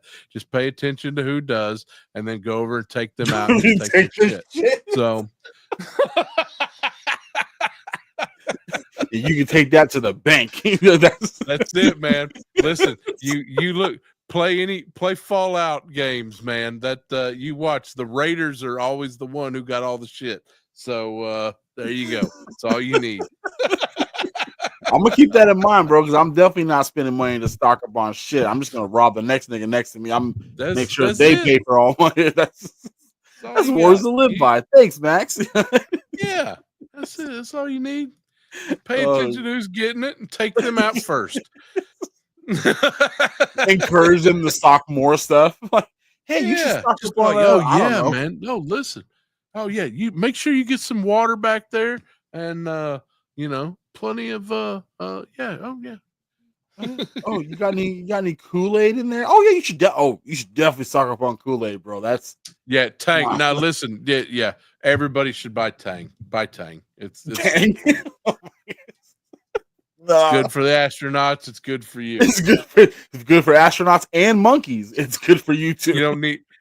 You got that purple drink. You got that orange drink. I want that purple stuff. I want the purple stuff. Yeah. I want the purple stuff. Oh my god, my jaw hurts, bro. Oh my god. All right. I'm gonna get out of here. Let you finish out the show and shit, bro. What the hell? Frankie, you have a great night, bud. Hey, thanks you too, man. Everybody in the chat, have a good one. If you guys feel like anything coming up, shout it out. Yeah. Sunday, I will be going live 6:30 Pacific Standard Time on my channel with Smudge Custom. So feel free to stop by.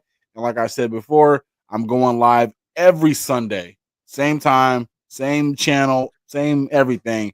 Every Sunday until I hit 500 or more subscribers. So please, if you haven't subscribed, come on over. I don't bite very hard, so just come on over. Just I'll treat nibble. you right. I'll treat you right. I'll bring some Nilla pudding and Nilla wafers and shit. And everything will be you good. had me at Nilla pudding. It makes the pills go down easier. But I love you, Max, bro. Thanks for having me on, man. I'll catch you on the flip. Everybody else, have a good night, good morning, whatever. Stay up. Peace. Hey, yo, Frankie. Love y'all. He's a biter.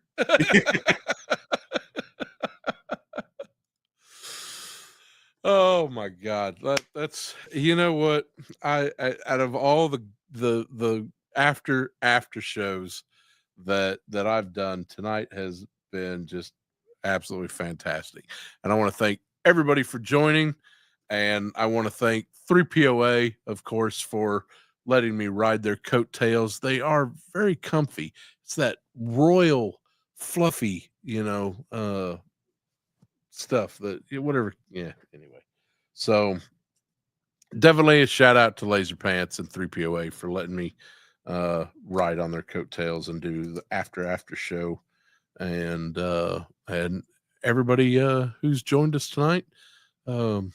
I don't know what's the matter with y'all, but whatever your tism, it is welcome here. So y'all have a great night. And let's see, how do I want to sign this out? You know what? I began with a quote. I will end with a quote from Collins Gym Dictionary of Quotations. Let's find.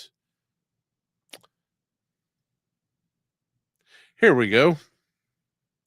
Moderation is a fatal thing. Nothing succeeds like excess.